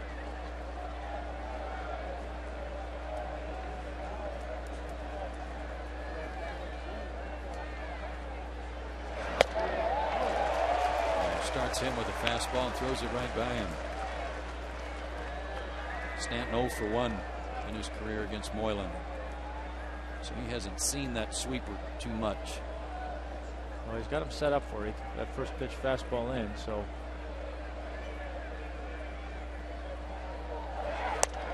And there it is, 0-2. Now he can pretty much do anything he wants. And after seeing that swing, I think I'm going back to that pitch. I agree.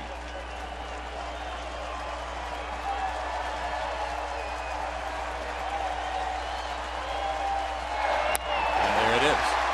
Thank you very much. Great job by Peter Moylan. Made some outstanding pitches. Marlins leave them loaded. McCann, Ugla, and Hayward coming up for the Braves.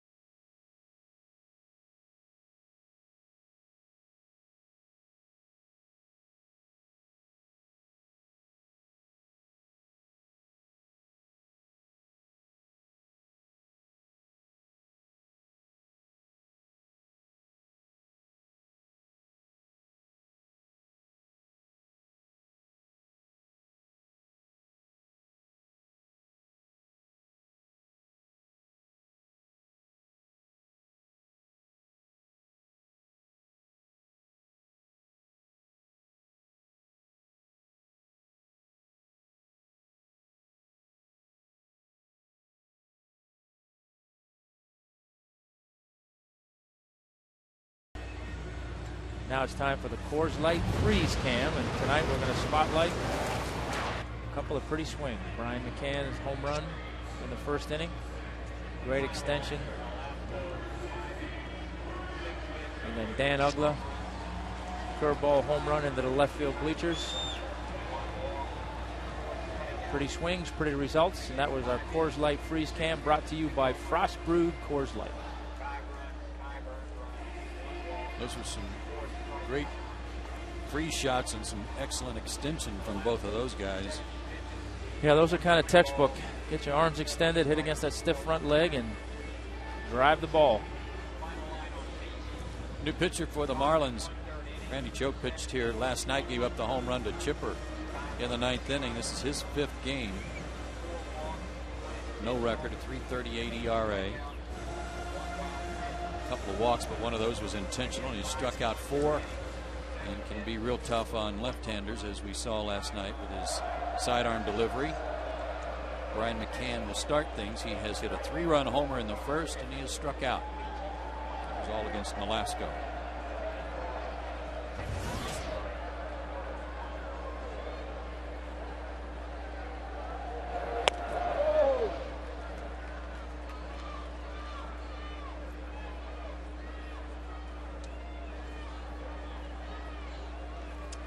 McCann hitting .333.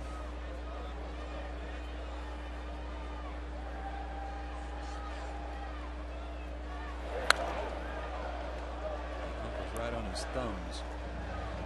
Yeah, against a guy like this, he's got to really tell himself, you got to stay in there long and try and go up the middle or left center field. And that time right there, he snuck a little fastball in on him, and Brian was a little late getting to it. I played with a guy, a left-handed hitter, who had a great theory about these guys, and was very successful against side-arming lefties. His name was Bruce Bachty, an excellent hitter in his own right, just in general. But he said the more they drop down, the more I drop down. And he was talking about his front shoulder. Yep. If he's going to drop down, I'm going to keep tucking my left shoulder and dropping it down and closing it. And it was tremendously effective for him.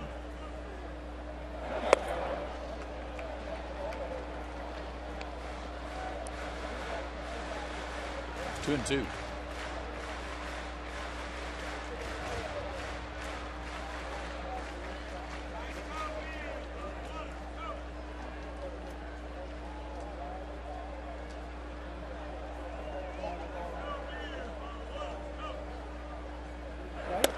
Full count.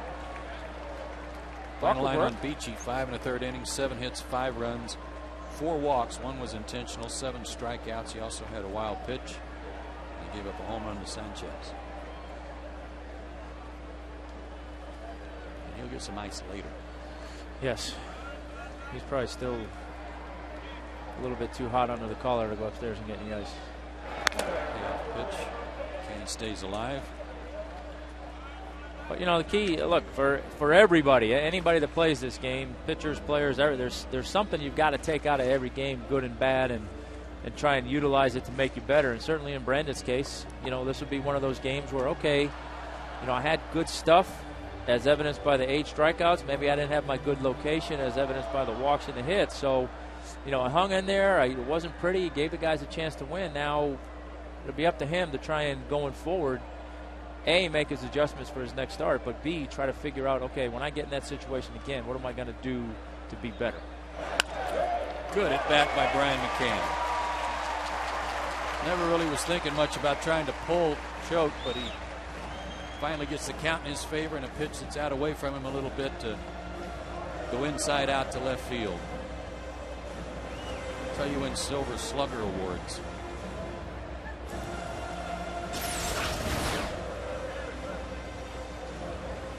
Good at bat. And that's all for Mr. Choate tonight. Was brought in to pitch to McCann, and he was unsuccessful in that. Brian Sanchez has been loosening up in their bullpen. They'll make a change, and we'll be right back.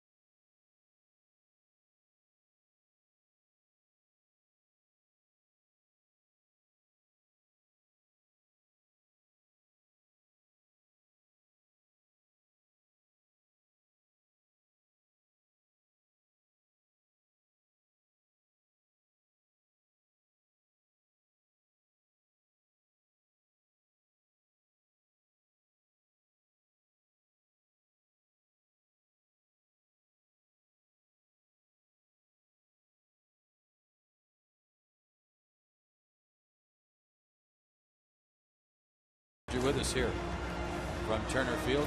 Joe and Tom back with you. Braves have something cooking here in the 6th. Runner at first, nobody out, and Edwin Rodriguez goes to his star out of the pen, Brian Sanchez. Pitched well here the other night, going 2 innings, couple strikeouts, 4th game on the year, 1-0 record. Kind of a cut fastball, slider, changeup guy, not overpowering, but locates real well. Has a good idea what he's trying to do out there. And he has been outstanding dating back to last year. In fact, if you go back to last August 20th, he's given up just 1 earned run in his last 28 2/3 innings in the big leagues. Dan Ugla hit a rocket out of here his last time up off in Alaska. Makes a strike.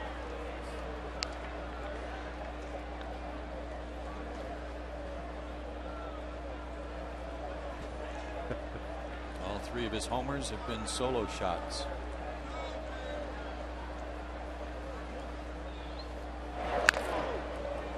Oh, 2. After a steady dose of sliders, for some reason, they went to the curveball, and Dan didn't miss it. Almost hit that to the terrace level on a line.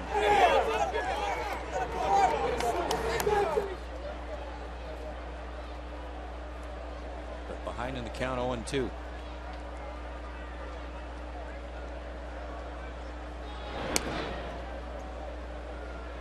Dan's average went up in the 270s last year. A lot more contact, cut down on his strikeouts, and he said part of the reason was because he figured out he Needed to get his front foot down a little faster on his stride and then allow his hands to work. That paid off for him.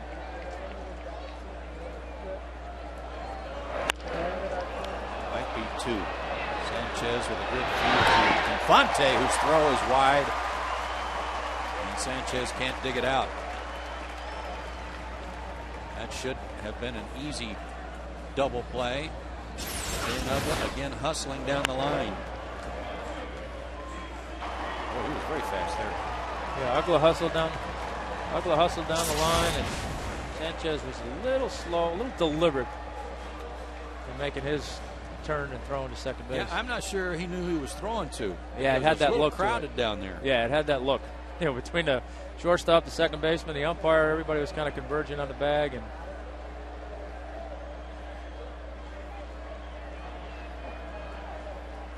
Jason Hayward earned a walk his last time up, stole a base. He's 0 for 1 tonight.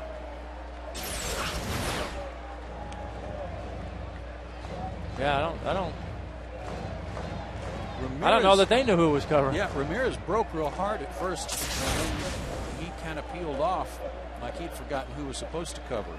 I mean, it's an easier play, obviously, for the shortstop coming across the bag, but they might have had Omar covering for some reason.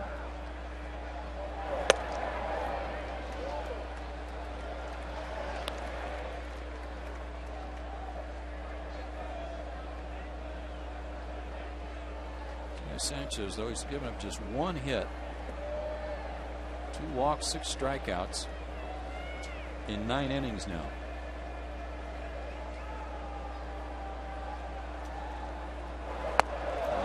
Really a nice change up there, 74 miles per hour.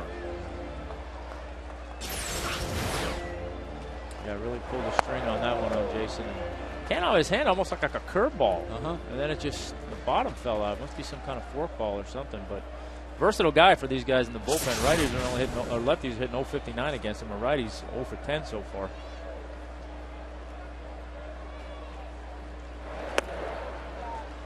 Makes it a much easier situation for the manager when you don't have to worry about a lefty or righty and have to keep making that change and run through your bullpen real quick. Started his career with Philadelphia, spent a year with Washington, last couple of years with the Marlins. 3-1 to Jason. Ugla dives back.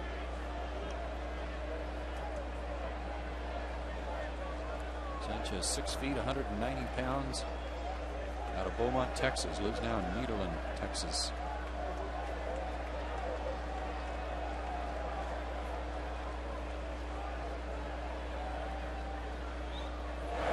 Ball 4.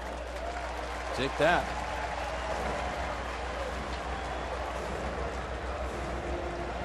After what should have been a double play, the Braves now have runners at first and second and only 1 out for Gonzalez, who's 0 for 2. He has struck out and grounded out.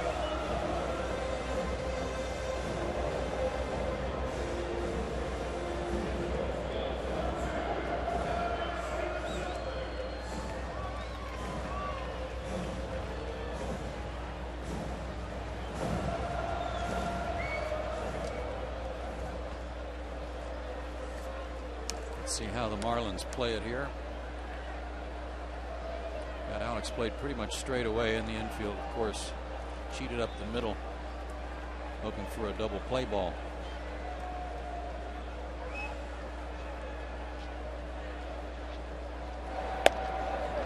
Strike call. Tom, he almost balks. I mean, I know he does it every time, so he probably is allowed to get away with it, but he never really comes set, it doesn't look like to me. He comes from about chin high with the glove and then right into his delivery. Yeah, I mean, if he does it consistently every time, then he can get away with it. But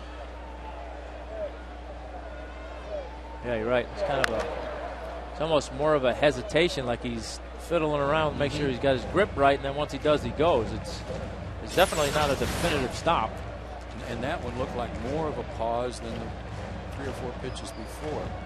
See, from there, it looks like he's just kind of fiddling with his glove a little bit, but that angle we had for this angle right here, you can see there's still a little bit of movement coming down with his hands that you don't really see from the side.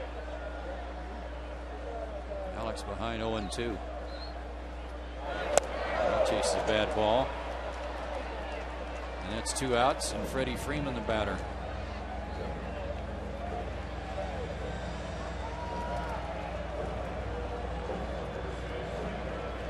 Freeman's hit the ball hard tonight. He doubled in the second, and then he hit a rocket in the 4th inning to right field. Looked like he was headed toward the bullpen, but Mike Stanton was playing him right there, and he's not too far off that same spot defensively here. Yeah, he's playing him right there again. Got to go a little bit more in the gap this time. Changeup missed. Good speed on the bases. Ugla at second, Hayward at first. This is that tough situation we've talked about with Freddie being a young hitter in the 8th spot. With a guy on the mound that has an idea of what he's doing. Not sure what you're going to get in this situation. That was a floater in there at 72. They got the benefit of the call on that one. Sure did. Yeah, kind of on the chalk on the right-hander's batting box, but nothing wrong with that.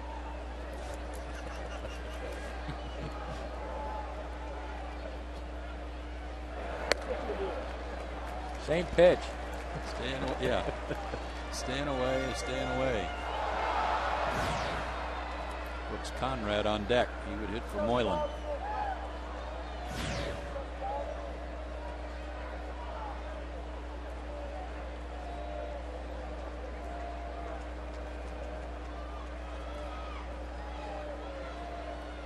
One pitch. They might be able to get in there, and they did, but too far. 3-1. Well, this is where Freddie's got to be patient and lock in on something, because even though it's not first base, you still have a base open right here, and a guy like Sanchez, who's got a good idea of what he's doing, and a young hitter, he might try and get him to chase something here. And he did, but he missed. And that's 2 walks now for Sanchez, and that loads him up for Brooks Conrad.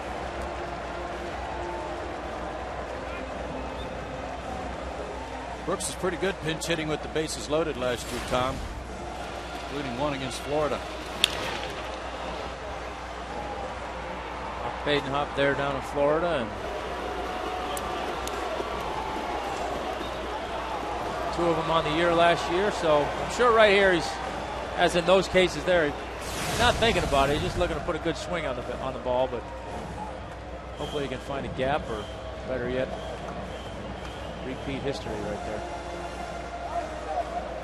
Last year, he and Eric Hinsky tied for the league lead in RBIs as pinch hitters with 12 each.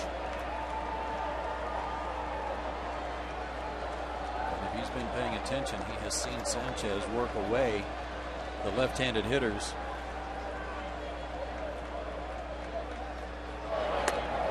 Changeup starts him.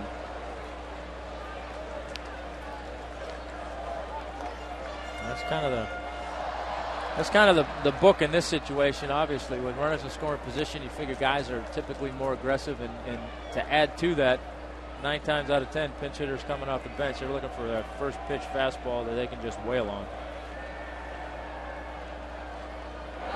Another one hit hard toward the gap. Coughlin on the run, diving catch, and he comes up with it.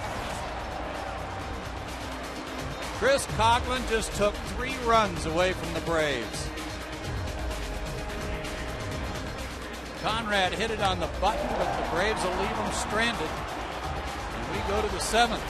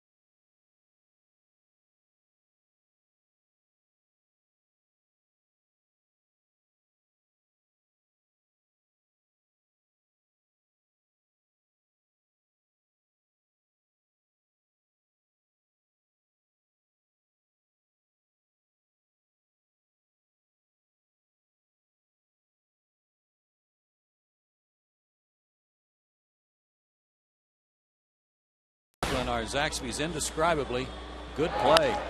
That ball had gap written all over it. And got a good jump on it, made up some ground, and made a nice diving catch to easily save 3 runs. Not bad for second baseman. No, not bad.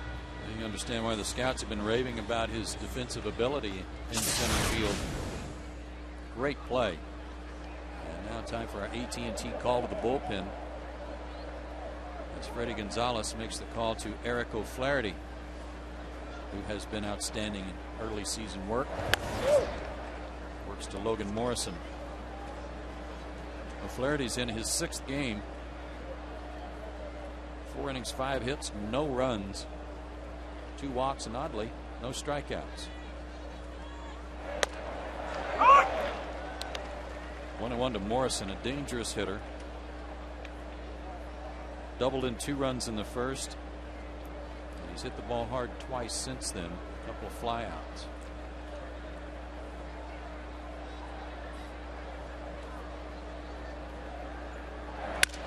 Broken bat pop. Gonzalez will get it. 1 out.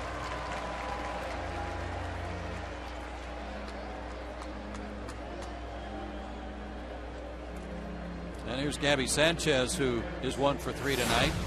And the 1 hit was a big one. Yeah, put a charge into that slider. And he's a good at bat. Good young. I mean, there's you say it all the time about these Marlins. Just a bunch of good young hitters. I don't know what they're going to do in this division, but I guarantee you that you play them in a 3-game series, you're in for a battle.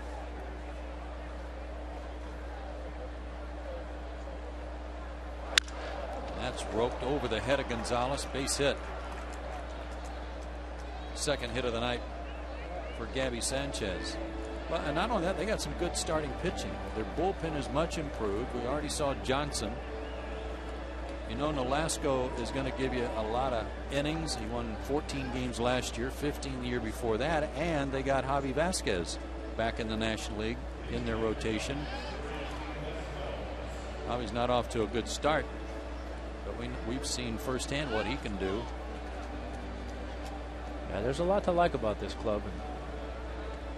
And, you never know, the course of the season, injuries, and young guys, and how that's all going to play out. But like I say, they're going to make it tough on some people. Wes Helms gets the call off the bench. He'll hit for Dobbs, who struck out 3 times tonight. Fastball strike on the inside corner. Wes is 1 for 6 as a pinch hitter, but 4 for 13 overall.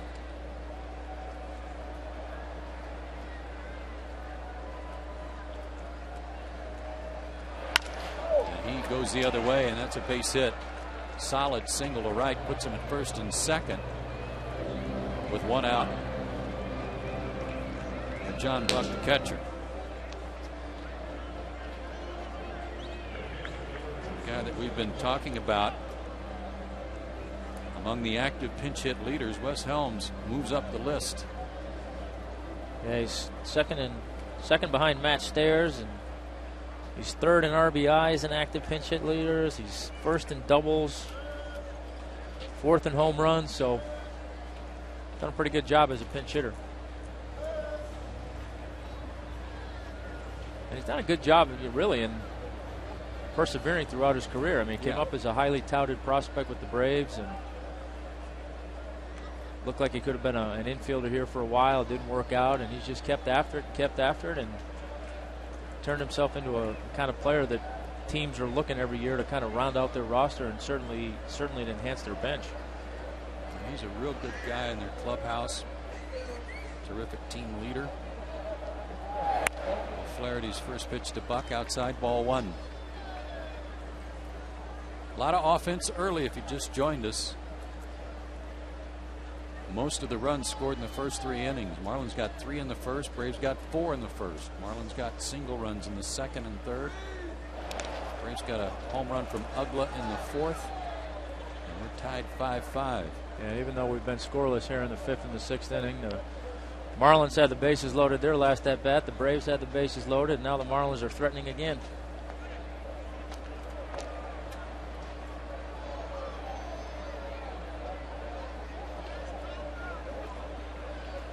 Nice stop there by McCann. Keep the runners at first and second. Keep a double play in order. Good cut there by John Buck. 2-1.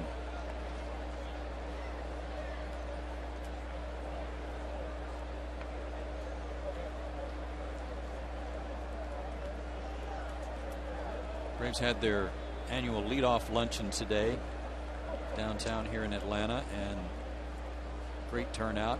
Proceeds benefiting the Atlanta Braves Foundation. Base hit up the middle.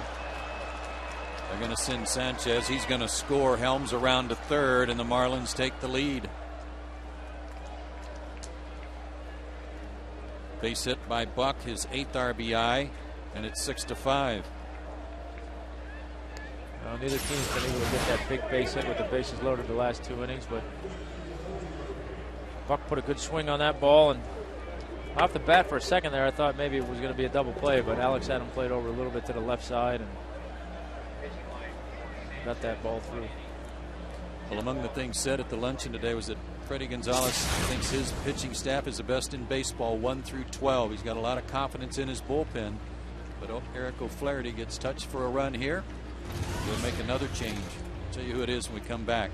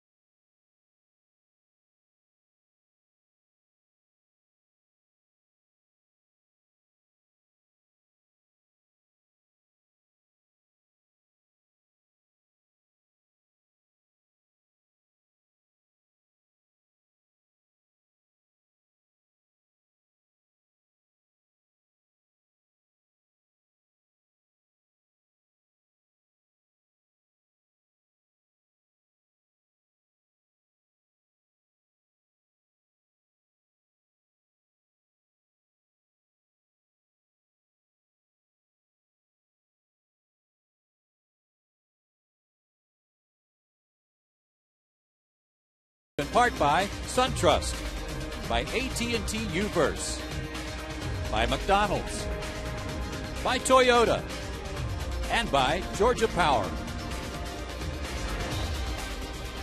Florida Marlins have taken the lead 6-5, and they're threatening for more here in the 7th inning. And time for our AT&T call to the bullpen. Scott Linebrink will come in and try to put out the fire here. He's in his 7th game. 5 innings, 6 hits, 3 runs, 3 walks, 6 strikeouts.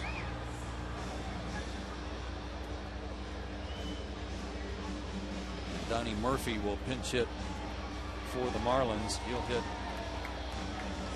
Brian Sanchez. Linebrink with a good fastball and a slider. Pump it up there. 93, 94.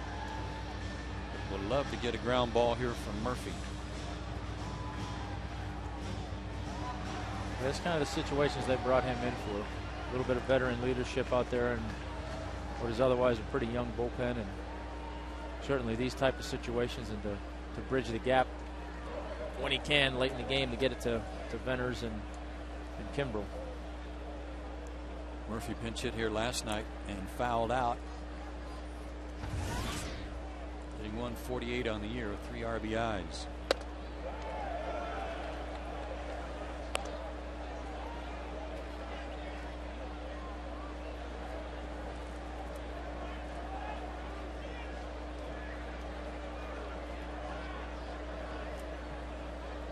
The squeeze a possibility here too.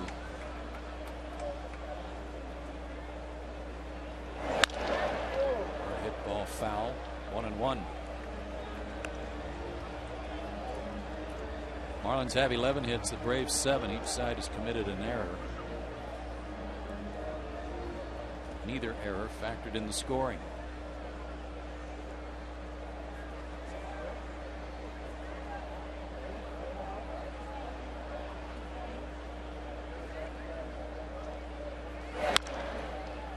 One and two. Yeah, it's one of those games that can be tough for a manager because, like as we talked about, Freddie brought Peter in the 6th inning in a very tight situation where you're thinking, okay, this could be it. The game's on the line right here. You manage your way through that situation, hoping you're not going to have to get back to that same situation anytime soon. And lo and behold, here we are an inning later with a very similar spot and a spot where Peter would typically be used. Good curveball, struck him out. But that's part what I was getting to when Buck got the base hit. Tom, was Freddie, I think, twice referred to in the luncheon today about having the best pitching staff 1 through 12. He's got confidence in all of these guys, no matter where he has to use them or how he plugs them in. And he should. I mean, and I would agree with him. 1 through 12, I don't know that there is any staffs, at least in the National League, that are any better. I mean, you might have some rotations that are a little bit better, but not, like Freddie said, 1 through 12. And look, these situations are going to come up. You're going to have to call on guys to pitch in situations like this sometimes. There's that man Coughlin again. You can't. I saw him say it the other night in one of the other games. You can't keep going to Moylan and Venners and Kimbrel all year long, or those guys are going to have 80 appearances before the All-Star break.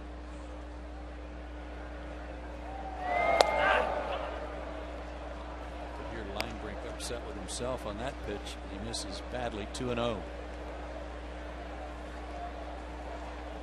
Coughlin's 2 for 3, 2 singles, a walk and a strikeout.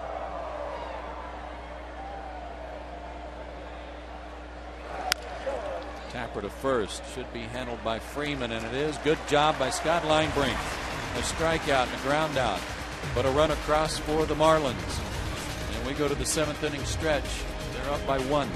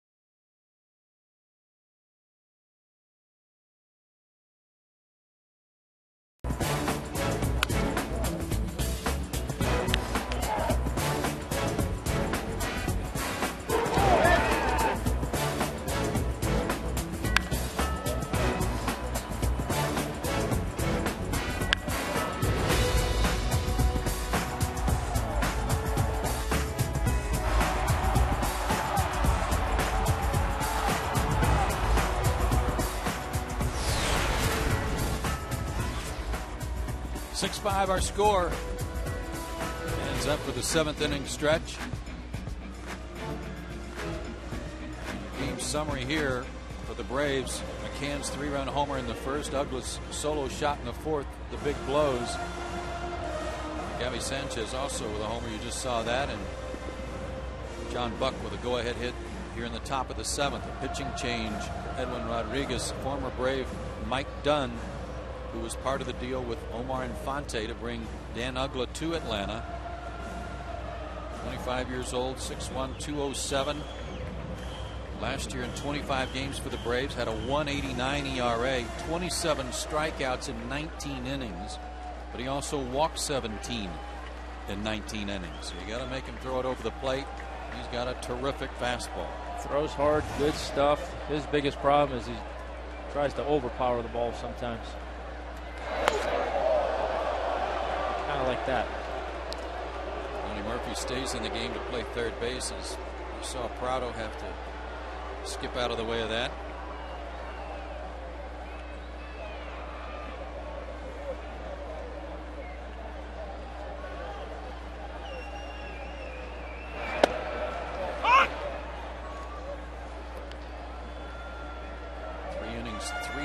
For Dunn this year and 5 strikeouts. Only giving up 1 hit.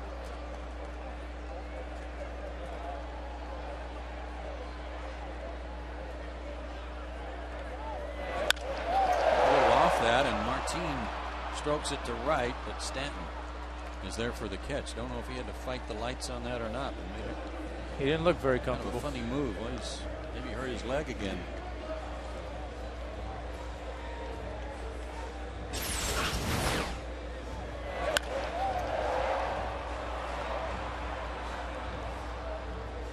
Favoring his left leg. Had a bad quad. Spring training and a bad hamstring to start the season. He got a late start for 2011. Nate McLouth, the batter, takes a strike. Nate's 1 for 3.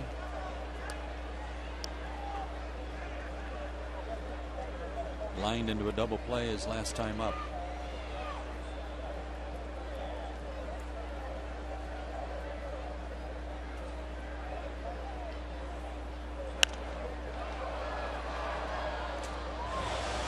Two.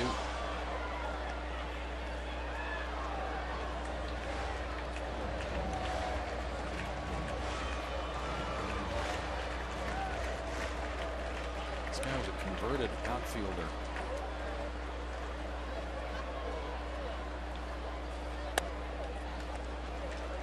Yeah, he's relatively new to pitching. He's picked it up quick. I mean, he's got a good arm, good stuff. Like I said, I think the tendency for him, where he's still pretty new to pitching, is that sometimes he just wants to overpower his fastball and overpower his slider, and when he does that, he suffers location. Strikes out McLouth, 2 down. And Chipper Jones, the batter. Folks, the Delta Civil Rights Game is coming to Atlanta for the first time. Join us May 13th, 14th, and 15th when the Braves take on the Phillies as we celebrate baseball's contributions to the civil rights movement. Events take place all weekend. May 14th is the Ludacris postgame concert. May 15th is the Delta Civil Rights Game. And for more info, visit braves.com/civil rights. 2 out for Chipper.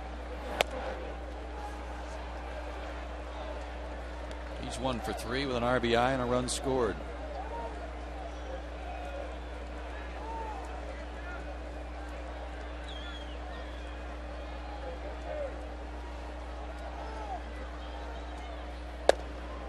The Braves got Dunn from the Yankees, along with Melky Cabrera, Arodys Vizcaíno, for Javi Vasquez and Boone Logan, and now he's teammates with Vasquez in Florida.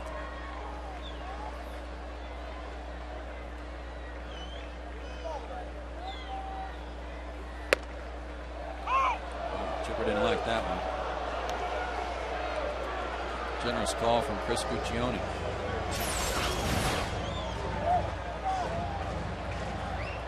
Close. Close. Different at bat though. 1 and 2 versus 2 and 1. There's your makeup call. Yep. Now we can play. No, I never had to play. Spoken like a hitter.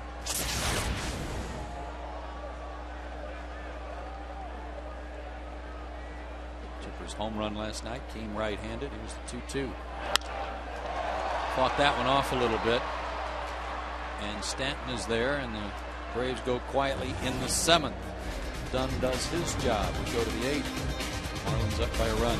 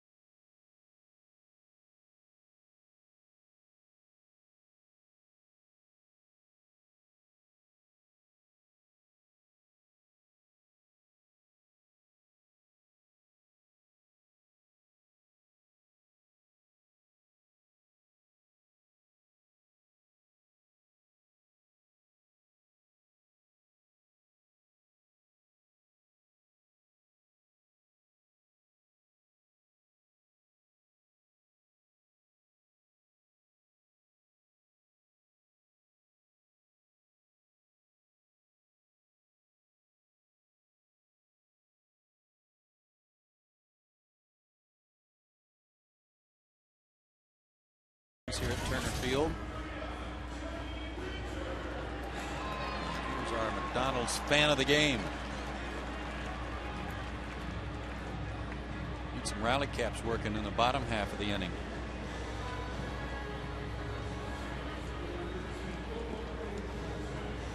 And again, the AT&T call to the bullpen by Freddie Gonzalez. This time it's Johnny Venners who gets the call. After Linebrink did a great job, retired the 2 hitters he faced. Benner's 7th game. He's given up 1 hit, 1 run. Heart of the order for the Fish. Infante, Ramirez, and Stanton.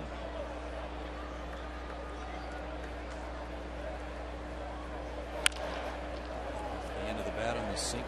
Ugla. Play, but makes it 1 out.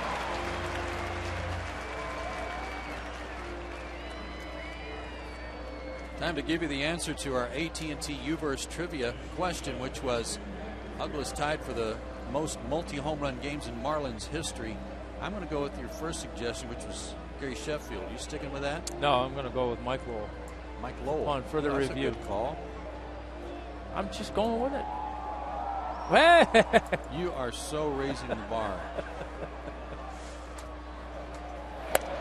I mean, you know, I thought Chef, and then I started trying to go through the lineup and think, all right, well, who was there for a while? And Mike Lowell was the only guy that came to mind. Well done. And the man's up here without a computer, I got to say. I did not cheat, I promise you. Now, last night, maybe I didn't cheat, but I might have got a little bit of you're warm kind of thing when I said Pujols. Okay. When it wasn't Pujols. But tonight I had no help. You're raising your batting average. There's that pitch from Venners that the Braves had to use on videotape to get his suspension scratched last year after he threw one over the head of Prince Fielder and then plunked him in the back. It's amazing as hard as he throws how much his ball moves.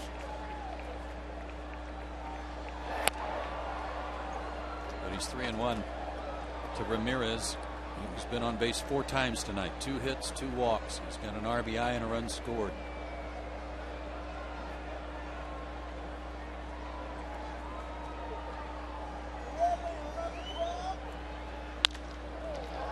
Right back over the mound. And another hit for Ramirez. His perfect night continues. He's 3 for 3. I think you said something about this last night, Tommy, if not last night, maybe Sunday, about pitchers following through and squaring up to the hitter. Yeah, Johnny is not one of those guys. With all his momentum, falls off to the third base side of the rubber. And that's going to happen every now and then, but so much of his movement, deception, everything is generated by that delivery. You don't want to sacrifice that. Yeah, you don't want him changing now. No. Continue to get guys out the way you have, and we'll put up with the occasional ground ball up the middle that maybe you should have had. But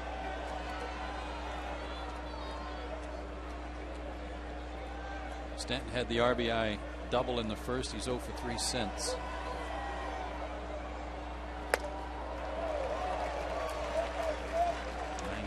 Power sinker, 1-1.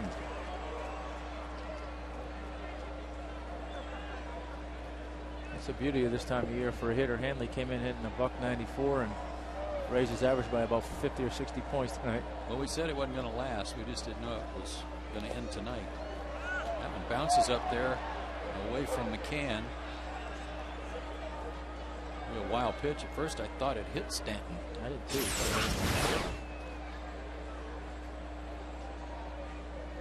Off the heel of McCann's glove, so a runner in scoring position for Stanton on the wild pitch. Second one of the night for Atlanta. Beachy also had one.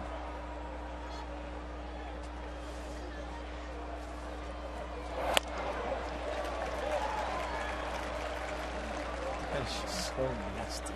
McCann says it's like a right-handed slider. Oh, I mean, that ball probably, to Stanton, that ball probably looked like it was middle in when it came out of his hand.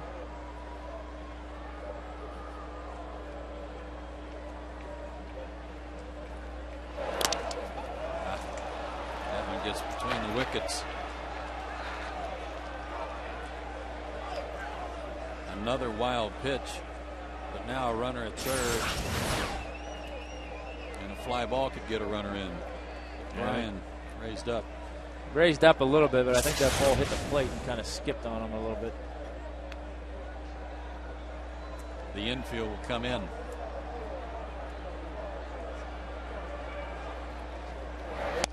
And he did strike him out. Good pitch. Didn't look like a sinker, though. Slider, I think, or whatever his breaking ball is. Yep. Steady dose of 94, moving about 3 feet. His leg's still bothering him. Yeah. Stanton, look at him. He collapsed on that follow through. Wouldn't be surprised to see him come out for a defensive replacement next inning, next half inning. Here's Logan Morrison. He doubled in 2 runs in the first inning. He's 0 for 3 since.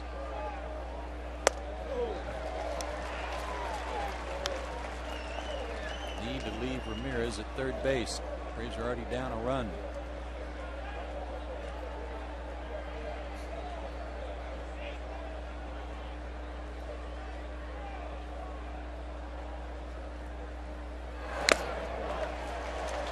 Two. 94 on that pitch. So even that ball starts out elevated a little bit. It looks like it's a hittable pitch, and by the time you go get it, it's below where you started your swing.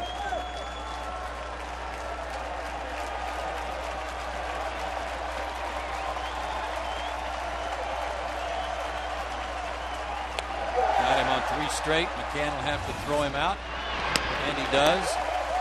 Ramirez is left at third. Bottom of the 8th, McCann, Ugla, and Hayward due up. Braves need some runs.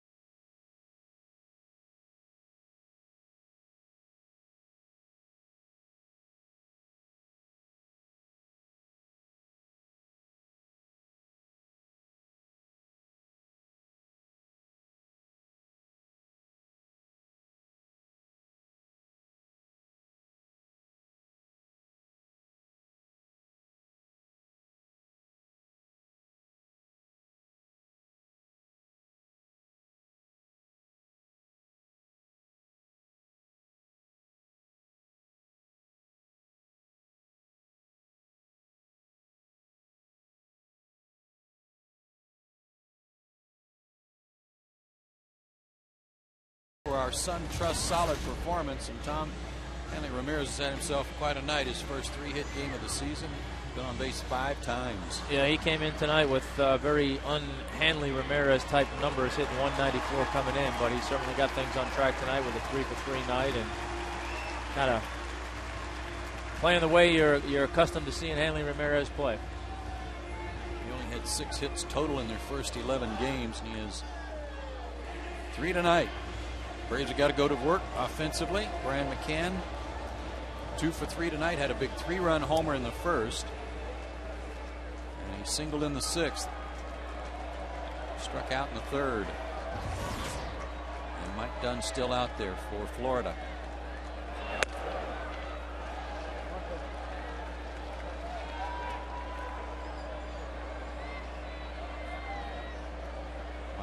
Brian rather had a great at bat against Choate in the 6th, left-handed pitcher, and singled to left.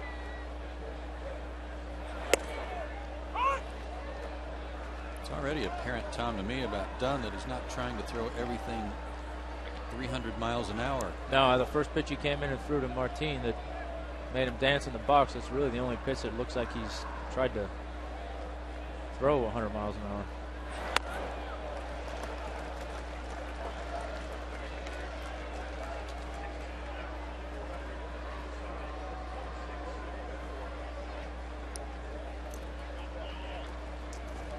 $16,495 folks here tonight, hoping the Braves can rally late.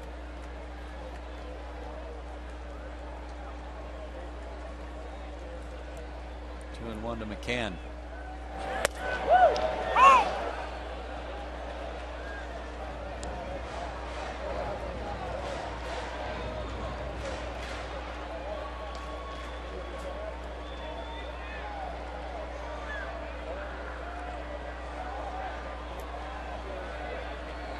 Bit of a shift on for Brian with Infante in shallow right field.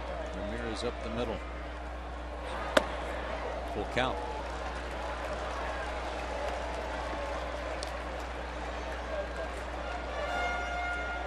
He's doing a lot of those pitches 83, 85. I don't know if it's some kind of little cutter or slider. I think it's like a little slider, slurve type of pitch. Doesn't look like it's breaking a lot, but for him it's almost like a changeup. Yeah. Yeah, you're committed to a fastball. You can't pull the trigger on it. And he struck out Brian with that pitch. That's his 2nd strikeout. And Dunn has retired all 4 men he's faced. Edwin Rodriguez is out of his dugout, and he's gone over to Chris Puccioni, the home plate umpire. Looks like he's going to make a double switch. And Mike Stanton will come out of the game for Scott Cousins.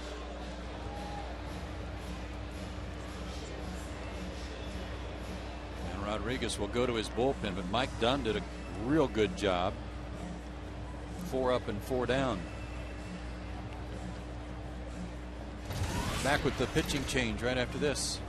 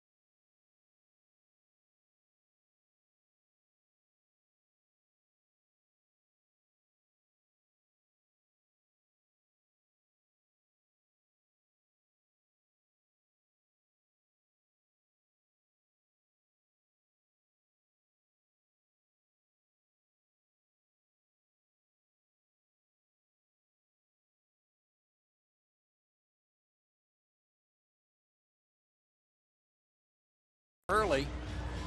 And the Marlins lead at 6-5 after a John Buck single.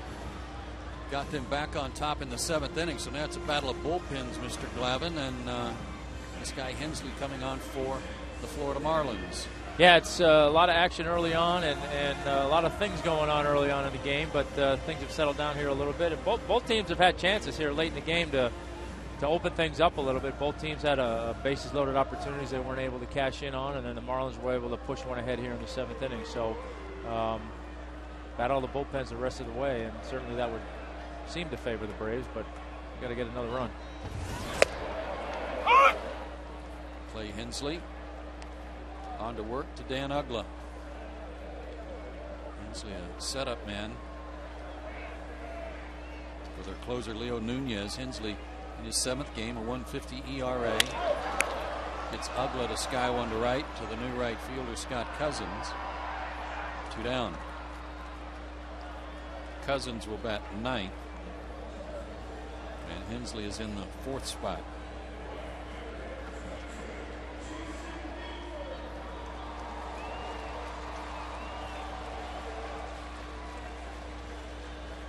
Jason Hayward's been on twice tonight by way of walk. Flied to left in the 1st. 0 for 1. He has a stolen base tonight, too.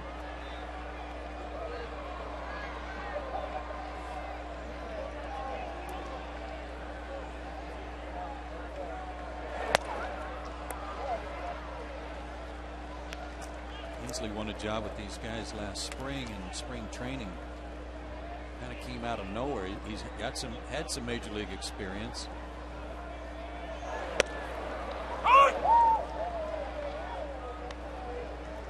He's a good sinker, good breaking ball.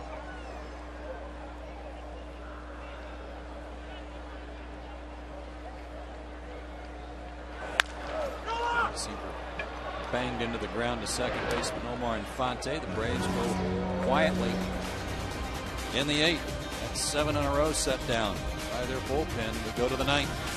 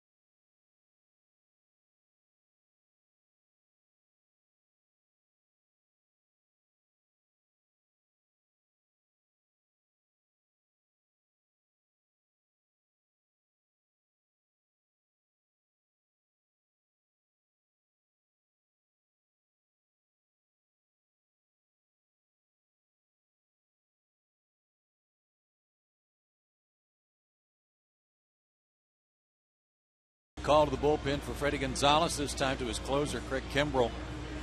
We'll try to hold him right there. This is his 5th game. 4 innings, 1 hit, 1 unearned run. He's walked, run, and struck out 7 of the 12 men he has retired.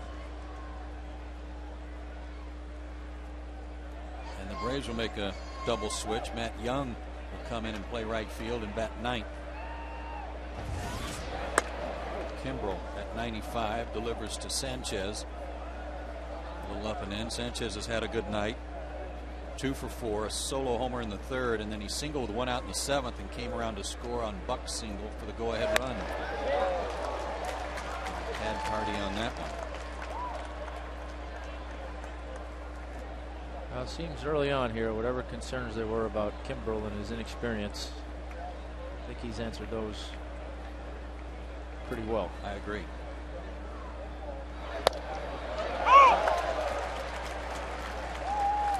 Takes him a pitch or two to get loose. So he's up to 96.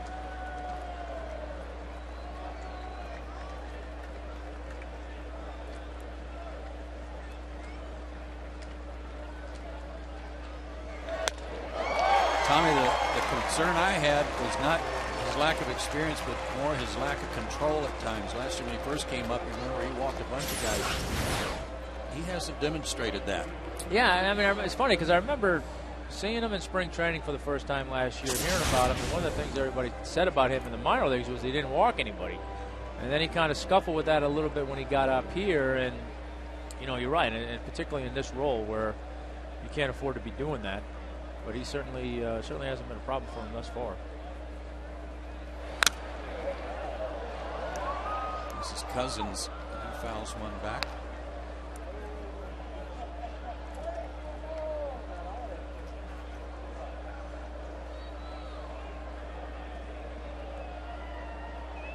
And they double switch. They actually, when Murphy stayed in the game, he's the 9th batter. So Cousins is batting in Dobbs' spot in the order. He had been pinch hit for by Helms.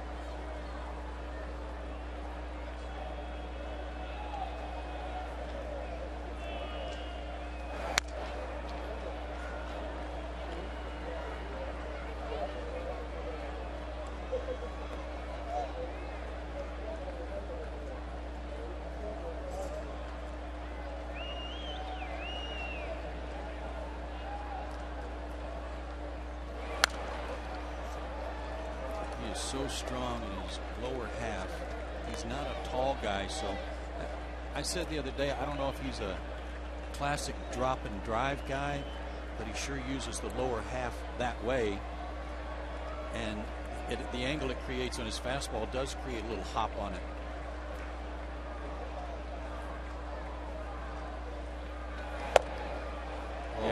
He's not the classic drop and drive guy like Tom Seaver was. He doesn't collapse on that back leg, but he does a good job of when he comes out of his transition that he generates a lot of power with that back leg off the mound. And you're right. I was just thinking that same thing watching him. It looks to me from on the monitor that he throws so hard that those fastballs come out of his hand and they look down to the hitter and they think they're going to keep going, but he throws so hard that they just stay there and maybe have a little bit of that hop to keep him in the strike zone. I've used the Casey McGee strikeout in Milwaukee as an example, as a guy who took a pitch that was below the knees and struck out on a pitch that wound up above the knee. See, that delivery right there, he stays pretty tall, and then just once he starts to make that transition towards home plate, he's just got tremendous drive off that leg. Cousins really putting up a good battle here. Still 3-2.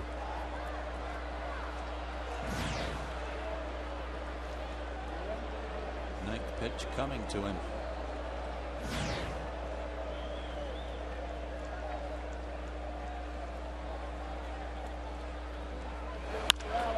Oh, what an at bat. Cousins just kind of stuck his bat out there on that 96-mile-an-hour fastball and hit it hard.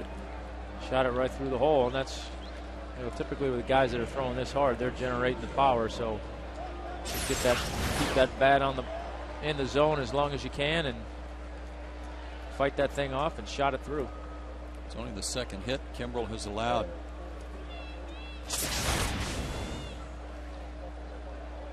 Right now, John Buck has the biggest hit in the game, and that was the go-ahead single in the 7th off Eric O'Flaherty.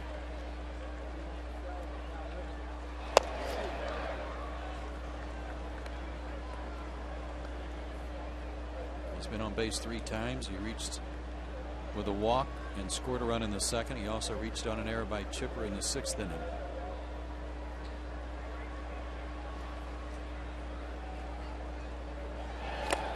There's the breaking ball and the beauty. Yeah, he gets that anywhere near the plate, and you just like we talked about last night with Josh Johnson, you got to cheat so much to get to that fastball. He throws that slider anywhere close to looking like it's a strike, and you've got to commit to it, and you have no chance of hitting it.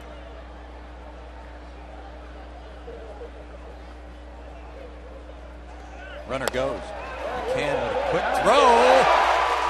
On the money. Got it.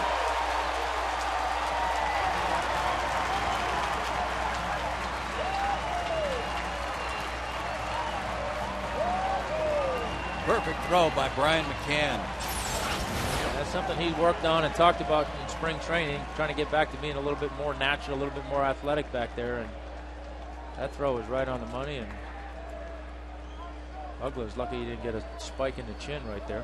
Oh boy, got it in the arm anyway, and Cousins knew he got him and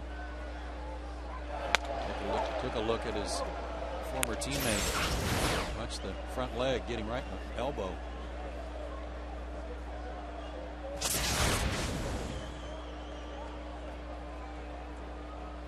Nice little scrape there. Uh-huh.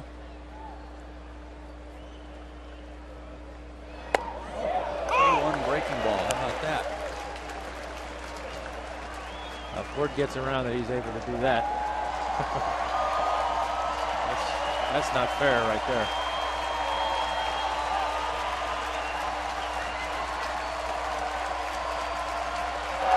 Struck him out. Kimbrel fans 2 in the 9th. Braves last call. Gonzalez, Freeman, and Matt Young due up.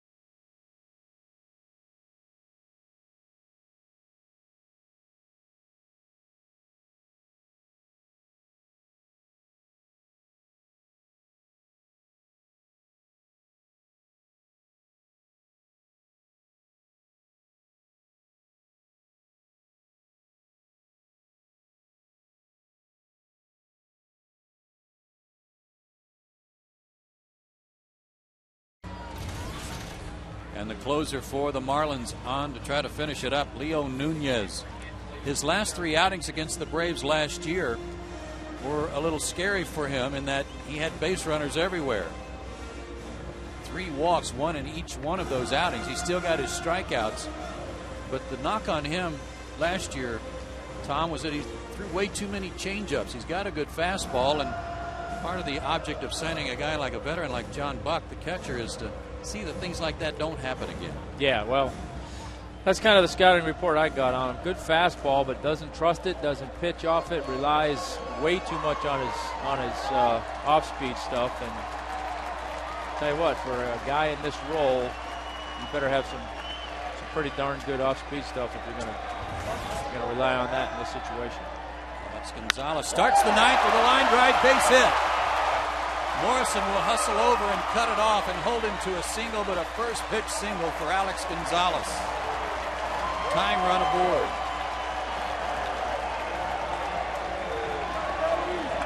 Alex went up there aggressive, looking for a pitch he can hit. Fastball up in the zone and didn't miss it. That was pretty much belt high down the middle.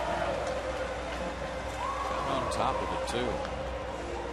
26 saves for Nunez for the Marlins in 09, 30 saves last year.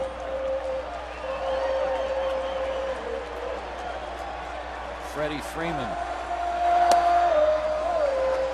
There's the changeup.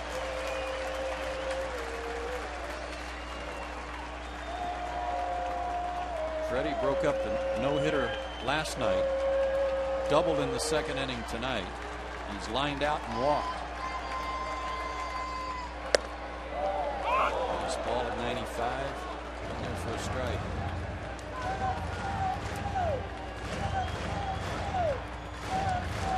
Unlike Kimbrel, who's very stocky, this guy's wiry. Listed at 6'2", 185. He looks thinner than that. Yeah, he's using every ounce of what he has out there. Whoa, almost threw it away. That would have been nice.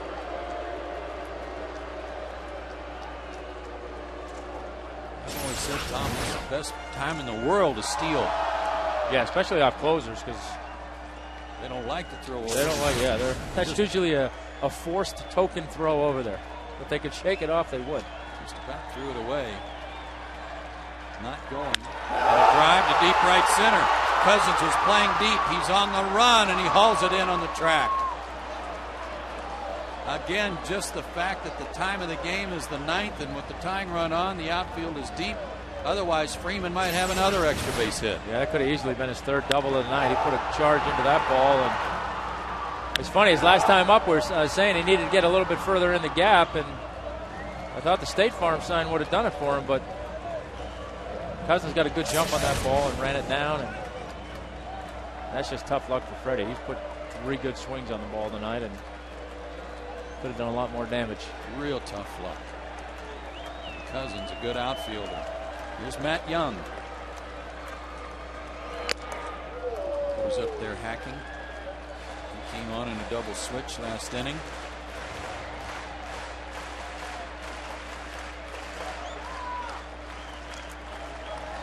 First to third action here wouldn't hurt. The outfielder's playing so deep. Now they want Morrison to come in from left field. They heard you. Too deep. Yeah, he's playing awful deep for the outfield hitter. But you know what? For a guy that's not a natural outfielder, I'd almost rather, if I'm the Marlins, I want him playing deeper than I would have him playing shallow. A lot easier to come in.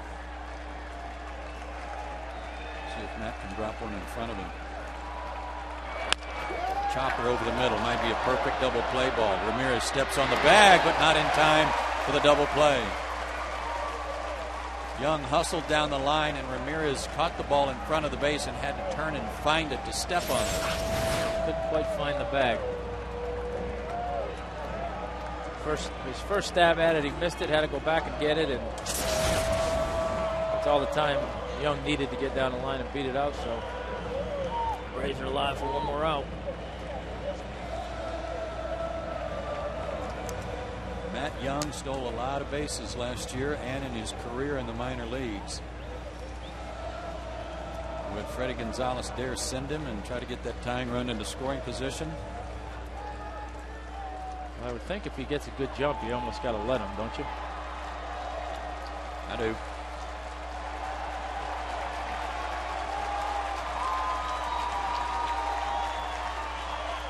Buck does have a good arm back there. Martin Prado 1 for 4. Didn't like that call.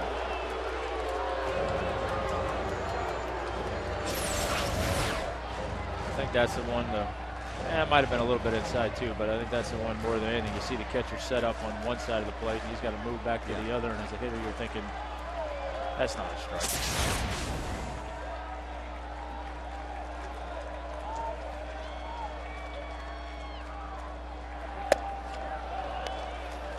That evens the count. Might have been a makeup call.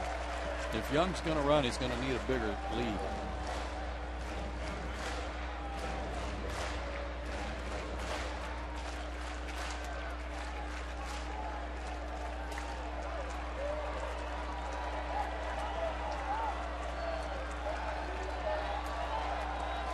The 1-1 pitch to Prado. Broken bat grounder to third. Murphy in time. Game over. Nunez gives up a leadoff single, but able to pitch around that, and the Florida Marlins win the series. Final score of 6-5.